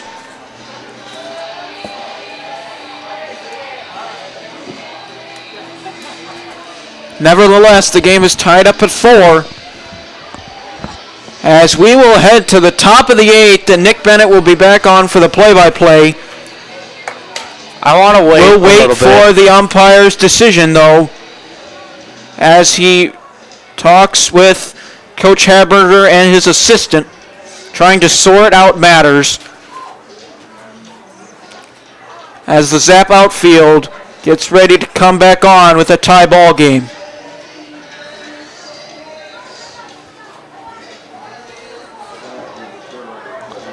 Spuds staying in their dugout, as that will be the call, and we're not going to send it to an ad since,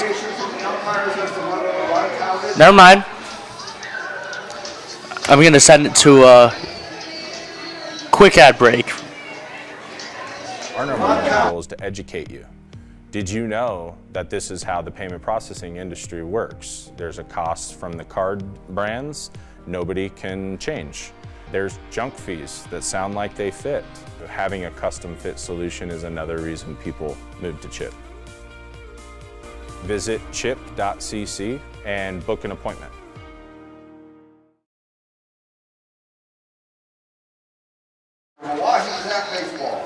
And back for the top of the 8th after that crazy situation that we had. And now, as I flip over my scorebook, leading up will be Holden Christensen.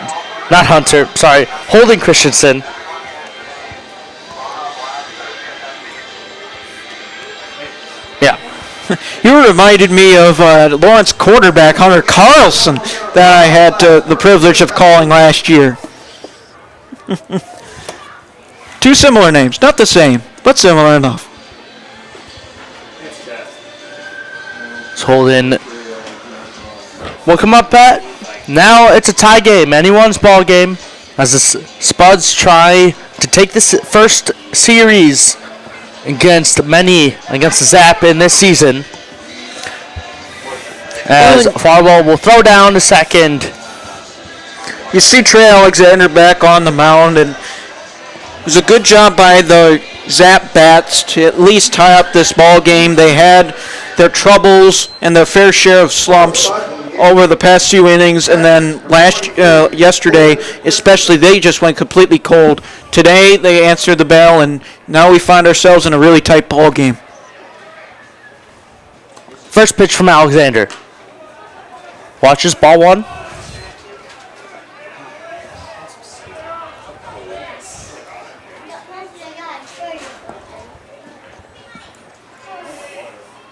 One out. Called strike one. 4-4 tie game here at Hyde Stadium in Pierce, South Dakota. Trey Alexander sets and deals. Swing and miss, got it by Christensen. And count will move 1-2.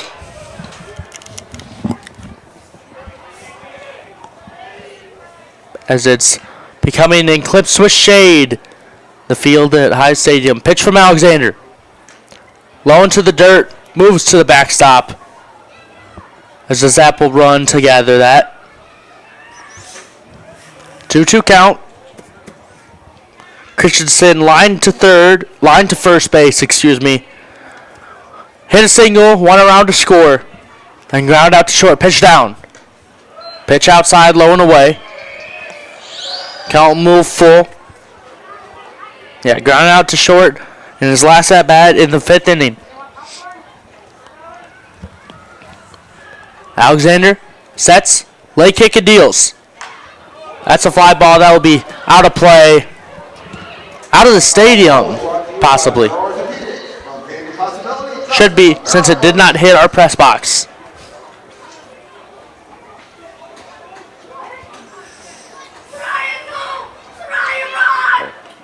Pitch down from Alexander. Swing and miss. Nope, tipped it. Tipped it at the last moment. That would have been good for the batter in Christensen. Even if he swung and missed, he could have possibly gotten there to first without Farwell making a play, since it bounced off of Farwell. Nonetheless, count will remain full. Alexander on the bump. Came in to start the top of the 7th to relieve on. Lay kick and deals. Hits the helmet of Christensen. And thank God for helmets. You could tell he felt that one. You could probably hear it all the way out to the street from here. A big pop.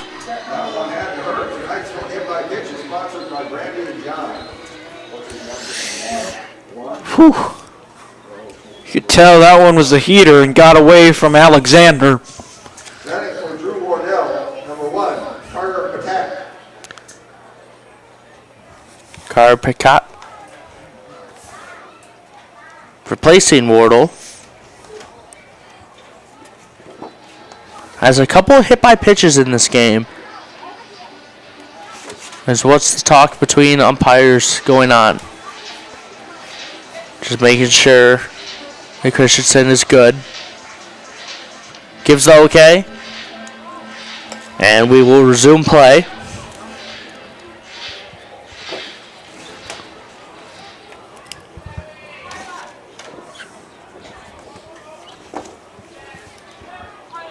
Alexander sets. Leg kick and deals. Lays out a bunt. Alexander gathers it. Will make the play at first to Ludvigsen, but the advance to second in Christensen. Carter Peacock does his job.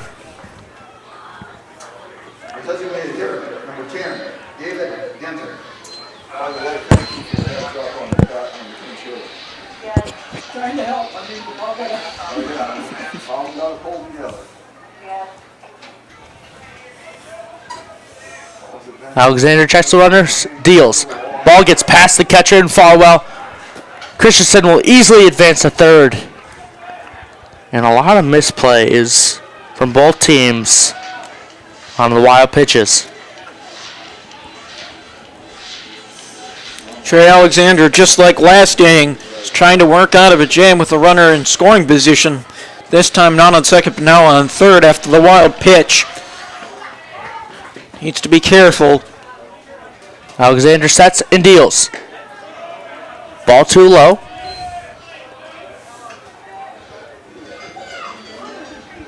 Denton in the box.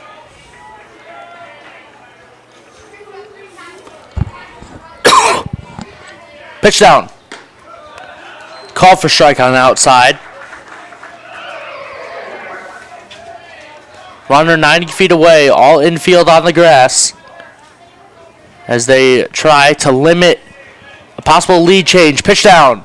Ball into the dirt. Farwell chasing it, and that will be an easy run score on a second wild pitch of this at-bat. As Christensen will go around to score, and the Spuds take a lead back after the Zap tied it up in the bottom of the seventh.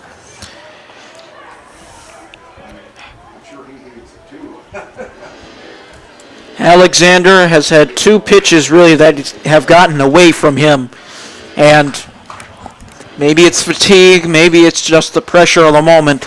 But he needs to recollect himself here, get himself back to his favorite pitch. Swing and miss, got it by the batter. See, that's a great confidence builder right there, because you're basically, it's all knotted up back at 0-0, and you're just trying to focus on the next batter. Alexander sets, leg kick and deals. That's called strike three, looking. And Denton thought he had a walk. Turn around, ready to toss the bat. Umpire says, no, sir. You strike out looking. Second baseman, number 13, Caden Wilcox. Alexander gets his first strikeout of his outing. 2 outs, top of the 8th. Spuds lead 5-4. Pitch down from Alexander. Call for a ball low and away. That's where he's missed today, and that's where those two wild pitches were. They were down low and away where the catcher couldn't go and grab it. Pitch down. Swing and miss. Got it by the batter in Wilcox. And that's the thing. If you don't have those wild pitches, the score is still 4-4, and the runner is still at first. When you're executing pitches like that heater right down the middle, Pitch down. you don't have that Watch this ball situation. too.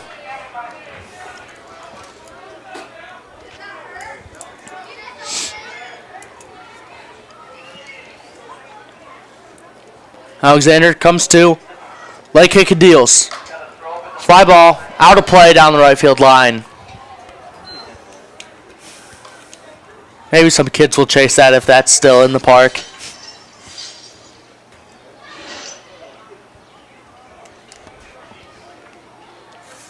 Two count. Alexander sets. Leg kick and deals. High and away for ball 3, excuse me. No runners on. Full count. 2 outs. Trying to get back to the bat so the Zap can possibly tie it up once again.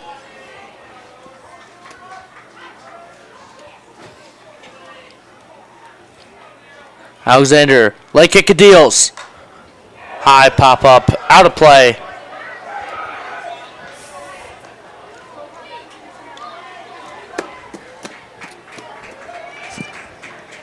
Good battle here with 2 outs. As Wilcox trying to keep the Spuds lineup going. Pitch down from Alexander. Watches ball 4 high. And Wilcox will walk to first. This time the umpire was not as lenient with the high ball inside, and Wilcox had great recognition and great restraint to pull up and say, hey, I don't need to swing at this, even when you have a full count, and usually your intuition is say, hey, I got to swing at this unless it's egregious. Alex Downing now up. Pitch down. Call for a ball.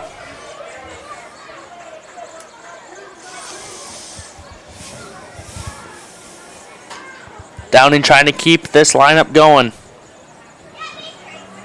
Pitch down. High and inside. No one warming up for the Zap bullpen. No one for the Spuds either. Alexander steps back on the rubber, right side. Righty-lefty matchup. Alexander pitches. Pickoff attempt at first. Runner and Wilcox is backsliding. Counts 2-1. 2 balls, 1 strike, 2 outs. Top of the 8th, Spuds lead it 5-4. Pitch down. Watches ball 3. Interesting. It looked like it caught the lower part of the strike zone at the knees. Apparently, the umpire did not agree, and he said at a 3-1 count. 3 balls, 1 strike. Alexander steps off. Runner will walk back to first. Now takes his lead once again. Pitch down from Alexander. High for ball 4. And this is not what you want to see after giving up the lead and now walking back-to-back batters, as there will be a pitcher's meeting on the mound. You would think there would be a pitching change here.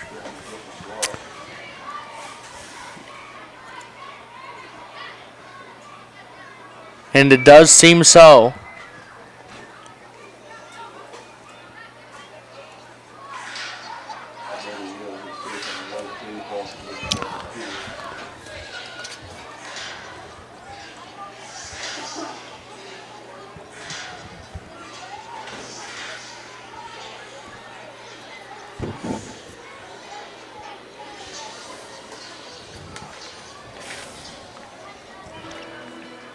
Now pitching from the Zap, number 11, Quinn Ludvigsen. Wow, Quinn Ludvigsen, the first baseman, deciding to come up and get on the mound to get this final out for the Zap, trailing 5-4 in the top of the 8th.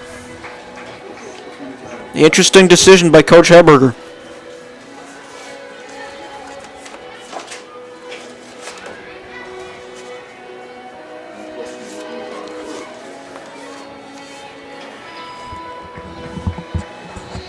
Now, who replaces Ludvigsen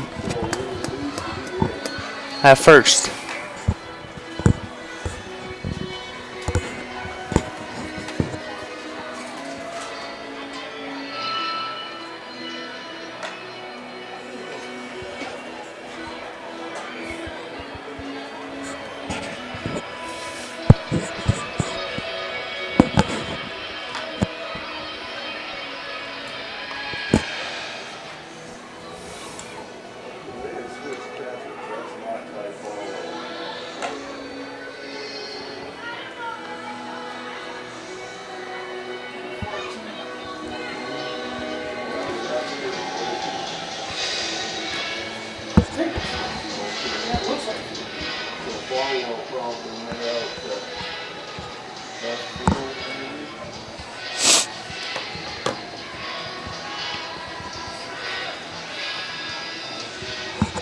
Yeah, Quinn's on the bump.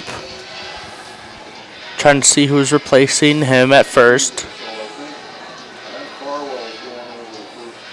So Farwell is at first base. Interesting development as you have Landon Meyer going over to third base. Okay. as Quinn Ludvigsen gets ready to pitch. Number 22, Kale McCarville. Pitch down.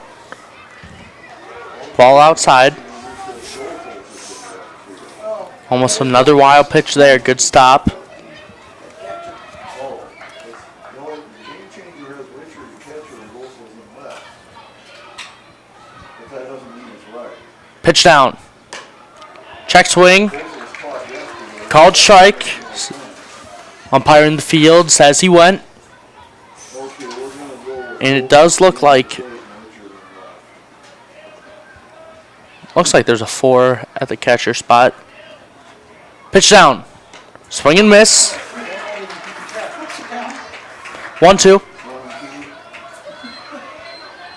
And it looks like Briggs Richard, number 14, is catching for the Oahe Zap because Ty Farwell's at first. Hofgensen on the bump. Pitch down. Got it by the batter. And a 4-pitch strikeout. Hofgensen comes in from first. And we'll try and figure out what changed in the field. But we can wait on that till the top of the 9th. But we'll move to the bottom of the 8th as the Zap try to tie this game up like they have the past couple innings. Back after a quick ad break. You're watching Oahe Zap Live. If you are interested in just learning more about the payment processing industry, or if you're wondering if your rates are good, that's exactly why CHIP exists. We can set up a short meeting to have a discussion about your business. We can evaluate different options and present to you a few different ways. You can give us a ring, 605-569-3752. You can also go to our website, it's chip.cc. We would love to help you.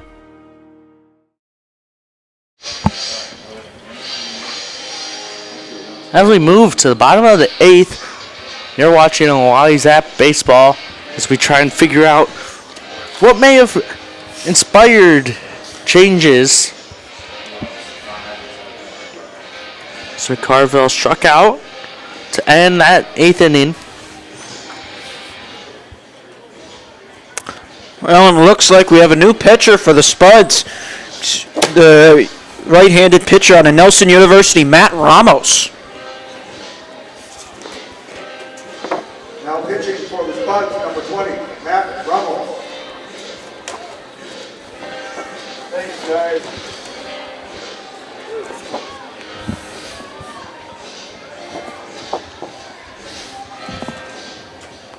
Good on you, because I didn't see his name in when I was putting cards down.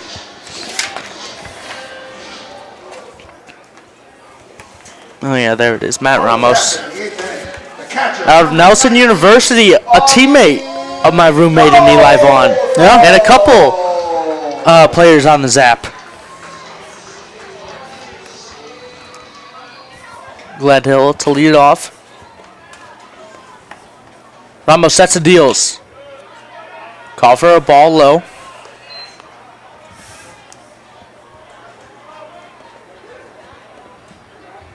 As a Zap try to keep it going. Pitch down. Call for a strike in the zone. About time to take off the shades, I was thinking. With much shade coming in. Pitch down. Pop up into the down the right field line. That lands out of play into the stands. Count will move 1-2.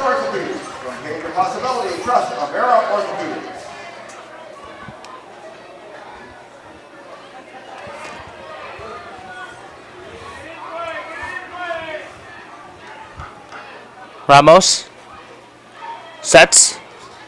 Late kick of deals. Called strike 3 looking.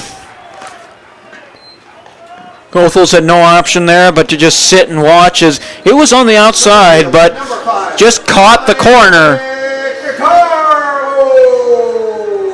And DiCarlo trying to come back for the Zap, trying to put a man on and tie up this ball game. Yep. DiCarlo walked and stole a base in his last at pitch. Pitch down. Pitch down, hits the dirt. Call for ball 1. No runners on, 1 out.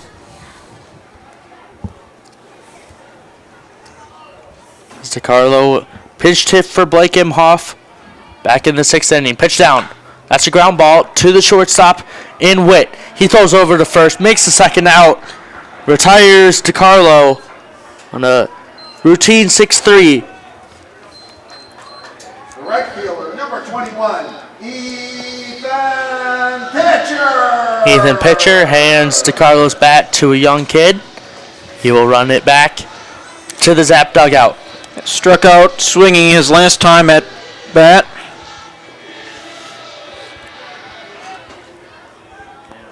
Four outs remaining for the Zap if they want to tie Pitch up down. and take this lead. Pitch into the dirt. Call for ball 1.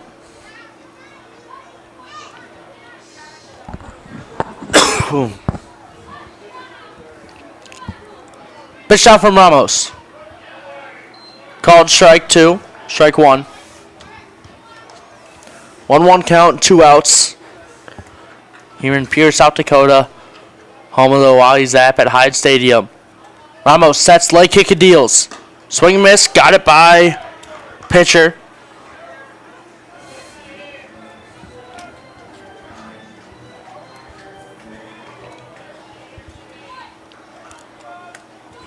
Zap trail 5-4. Pitch down from Ramos. Ball into the dirt. Count move 2-2. All 2s. 2 outs, 2 balls, 2 strikes. But the inning is bottom of the 8th. Only 4 outs remain for the Zap to tie it up. Possibly send it to extras. Or take the lead and win. Send it to a rubber match tomorrow. Pitch down from Ramos. Call ball 3. Yeah, that was at the ankles. Not the exact pitch you want for Ramos. Maybe trying to get him to chase, Ramos but unable to do so. moves the leg kick and deals. Watches strike 3 looking, and you don't like to see that happen. 2 looking, strike 3 is called. 1 against Goethals, 1 against pitcher, and DeCarlo grounded out to short. We'll move to the top of the 9th as the Spuds try and add more onto their 1-run lead. You're watching the Oahe Zap Live. Hi, I'm Jason. I'm with CHIP. We're a local payment processing organization based out of Spearfish, South Dakota. You could think about CHIP as an extension of your payroll. With CHIP, you get a customized solution for your business, as opposed to if you're just going to go online and find a payment processor, you get whatever they do. It's just whatever they have out of their box is the box that you get put into. With us, we actually are looking at custom solutions that fit what you do. We sit down with you, we break it down so you understand what you're looking at. That way you can make an informed decision about your business and what is the right thing for you to do. Visit chip.cc and book an appointment.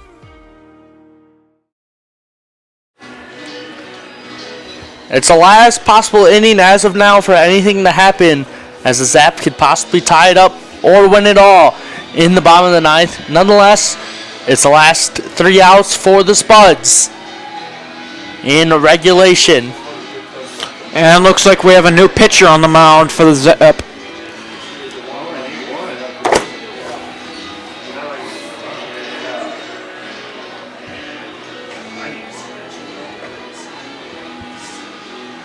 No, it's still Lovegoodson, number 11. Ah, yes. I think the eye black caught me off guard. Didn't have it on last time. Redshirt is behind at catcher. Farwell's at first. What else changed? That might have been the only change.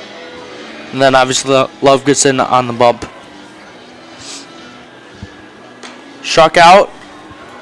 McCarville in his first appearance came in with 2 strikes. Came in with 2 outs.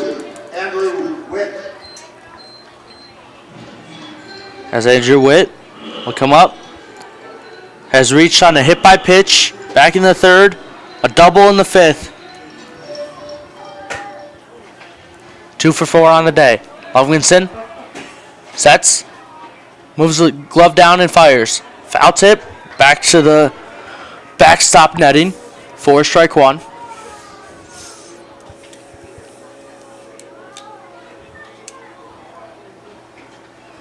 Witt advanced the runner back in the 7th.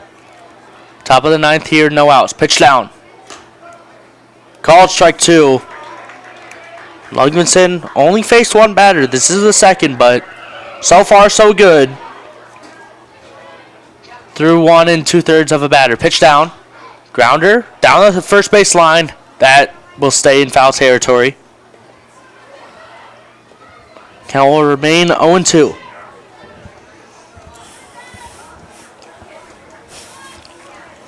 Ludvigsen moving back to the bump as Richard will move back behind the plate.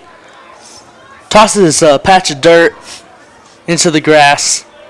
Slugmanson, glove up to his face, brings it down, leg kick and deals. High fly ball. That drifts out of play. Maybe a fan will go get that one too, unless that's onto the street, as the count will stay 0-2. Pitch down. Ball outside. 1-2 count. Top of the 9th. Spuds lead 5-4. No runners on. Pitch down. Swing and miss. Got it by Witt. And back-to-back strikeouts now from Ludvigsen. Beautiful job coming from the pitch, the off-speed outside, and then getting it by Witt right on, right over the plate with the fastball. Witt wasn't expecting it. Now 2 outs to go. Pitch down. Call for a ball outside.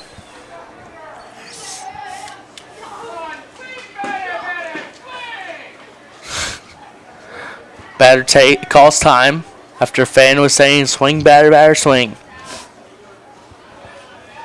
Ludvigsen sets, leg kick and deals. Check swing.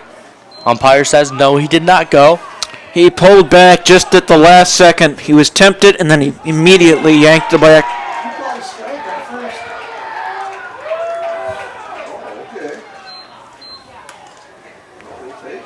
Pitch down.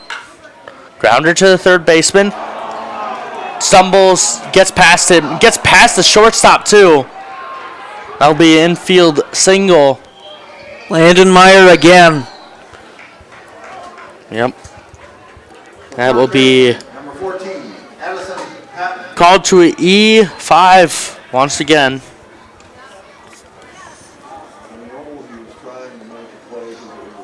Gotta take your time. You don't need to rush things. Get in front of it. You were taught as when you were young, get dirty. Stop the ball. Pitch down. Called strike 1 to Patton. Runner takes his lead at first and Cozens. Pitch down. Grounder to the shortstop. 6-4, excuse me. Got the lead runner. He was close to double play material, just not quite fast enough to get it to Ty Farwell on the first base side. But a good job nonetheless. Now you have 1 more out left to go, and you hand it back over to the Zap batters. Hopefully, and hope they can come up with at least 1 run. All right, at first, Ludvigsen pitches. Called high for ball 1. We sit top of the 9th, 1-0 count, 2 outs. 5-4 game, Zap trail. Trying to send it to Urban Match tomorrow. Pitch down. Call for a ball once again, 2-0 count. Sun setting behind us, whole field almost encased in shade. Longison sets. Leg kick and deals. Swing and miss. Got it by the batter in Christensen.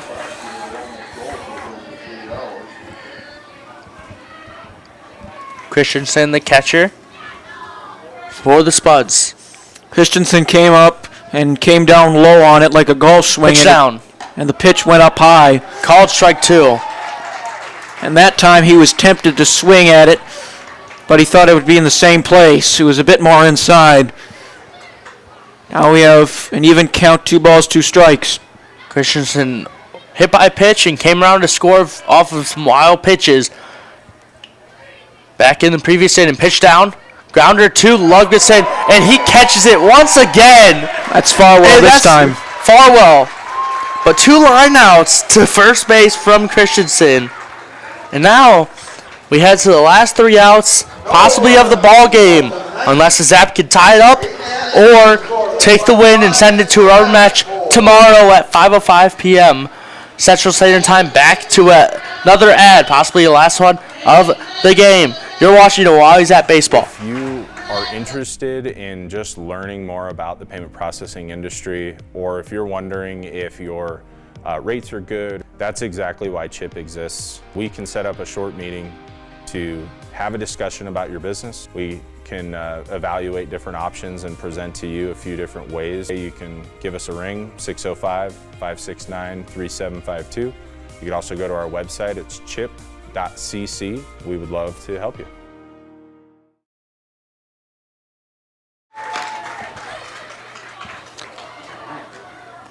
Well, Brandon, it's all or nothing basically for the Zap. Well, it is all or nothing.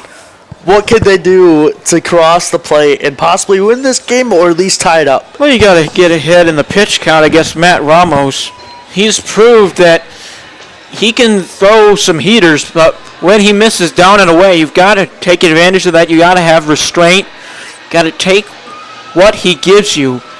And then they've had multiple opportunities with runners in scoring position to put them across home plate, and they just have not done that. And I think the key is to make sure to keep the ball off the ground. Keep yourself from getting on a double play scenario, and then try to get some good hacks in that can drop in center field in those gaps to help get a runner or 2 across for the win, because it's right there for the Zap. The Zap have been back and forth with the Spuds all game long. They just need one more play than the Spuds have had currently. Yep. Quinn Ludvigsen still batting. Interesting in college and collegiate baseball. You could do a pinch hit runner and they could still bat. Pitch down. Ludvigsen watches the ball 1 low.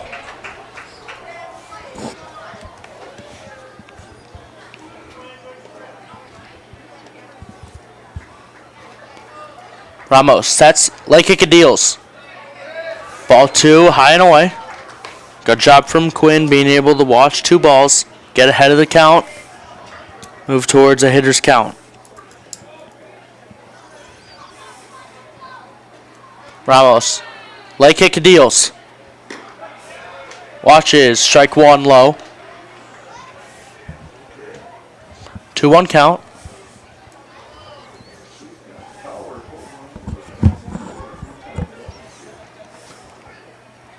Ramos sets, leg kick and deals. That's a ground ball to the second baseman. He makes the play easily from Wilcox to McCarville. Retires Ludvigsen. And now only 2 outs remain for the Zap. That wasn't a bad hit theoretically, because you had the opening between Wilcox and McCarville. It's just Wilcox got a jump start on the ball, was able to track it, dive down, grab it, and then give it to McCarville for the out.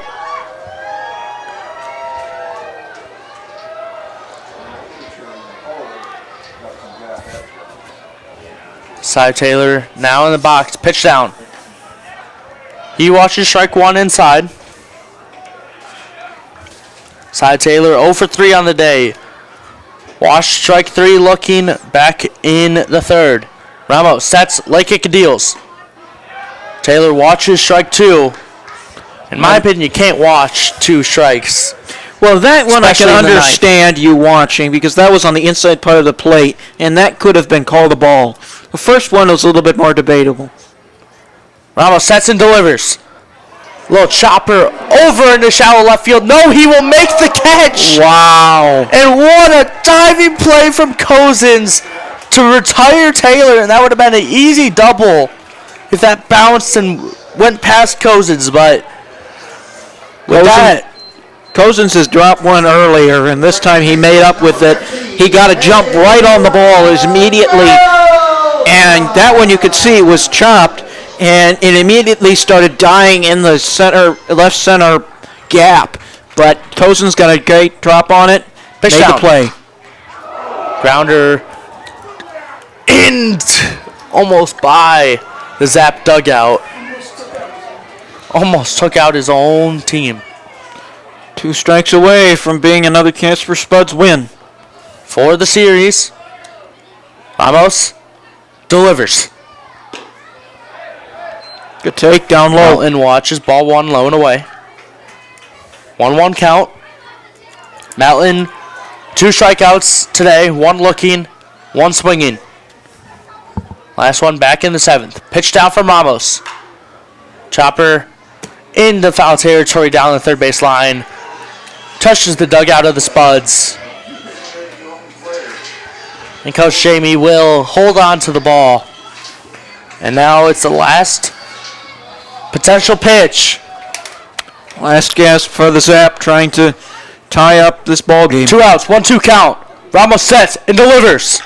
Chopper by the Spuds dugout, and Coach Jamie will get yet another ball. Nope, he will throw 1. He will throw 2 to the Zap dugout.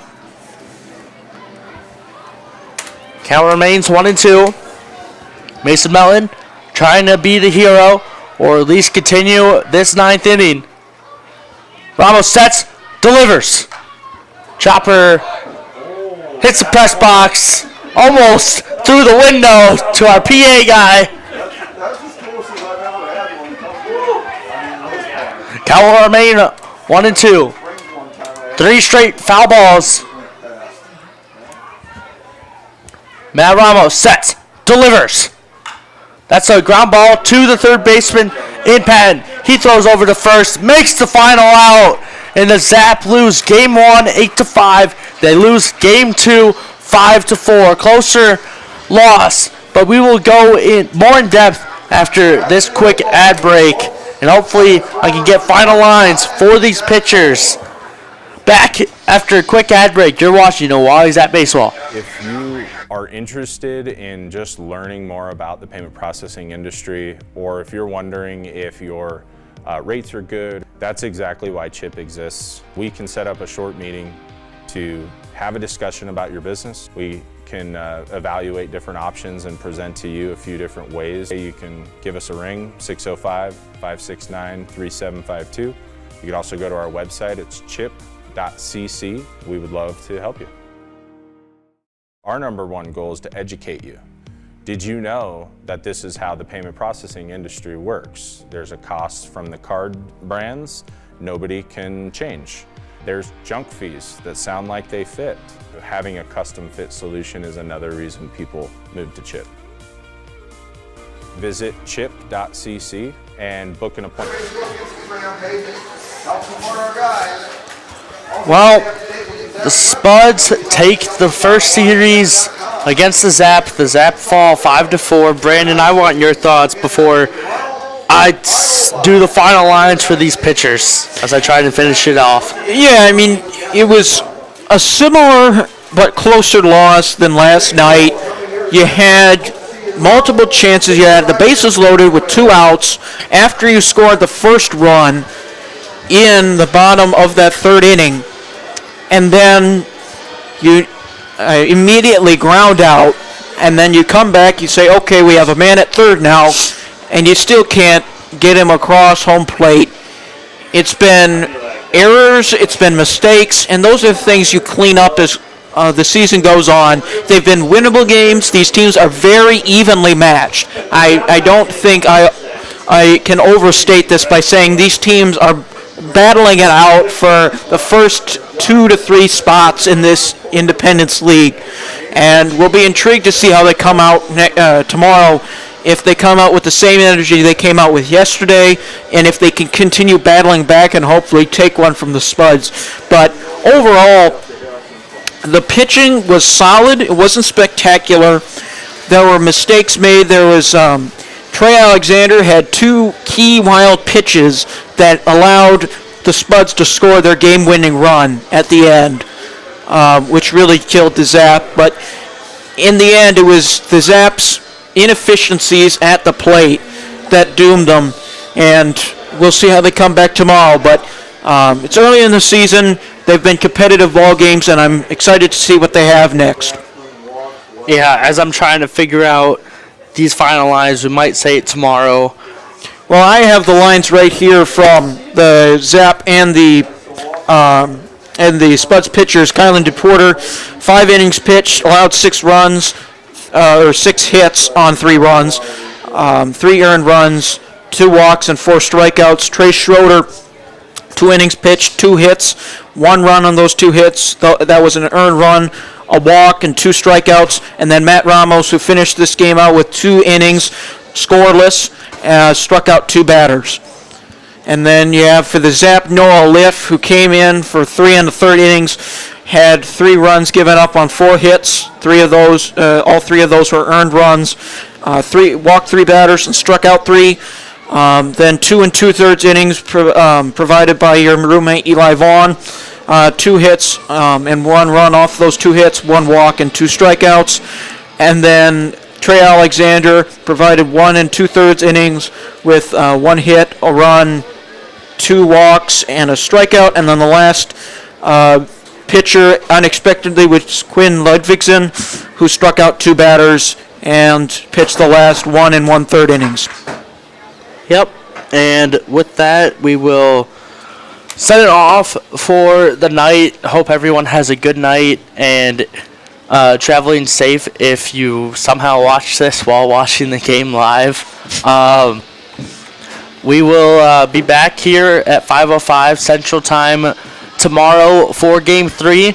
Hopefully, the Zap can come back and not get swept against the Spuds, as the Spuds take their first series, as no other games have been played in the standings yet. They start Monday. This is the first series. And yeah, the Zap this is not how you want to start your season out.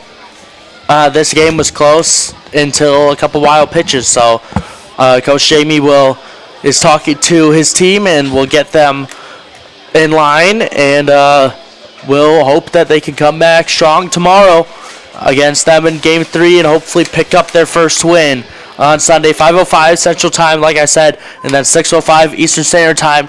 Thank you all for joining in on YouTube, and make sure to subscribe. But with that, we'll send it off. I'm Nicholas Bennett.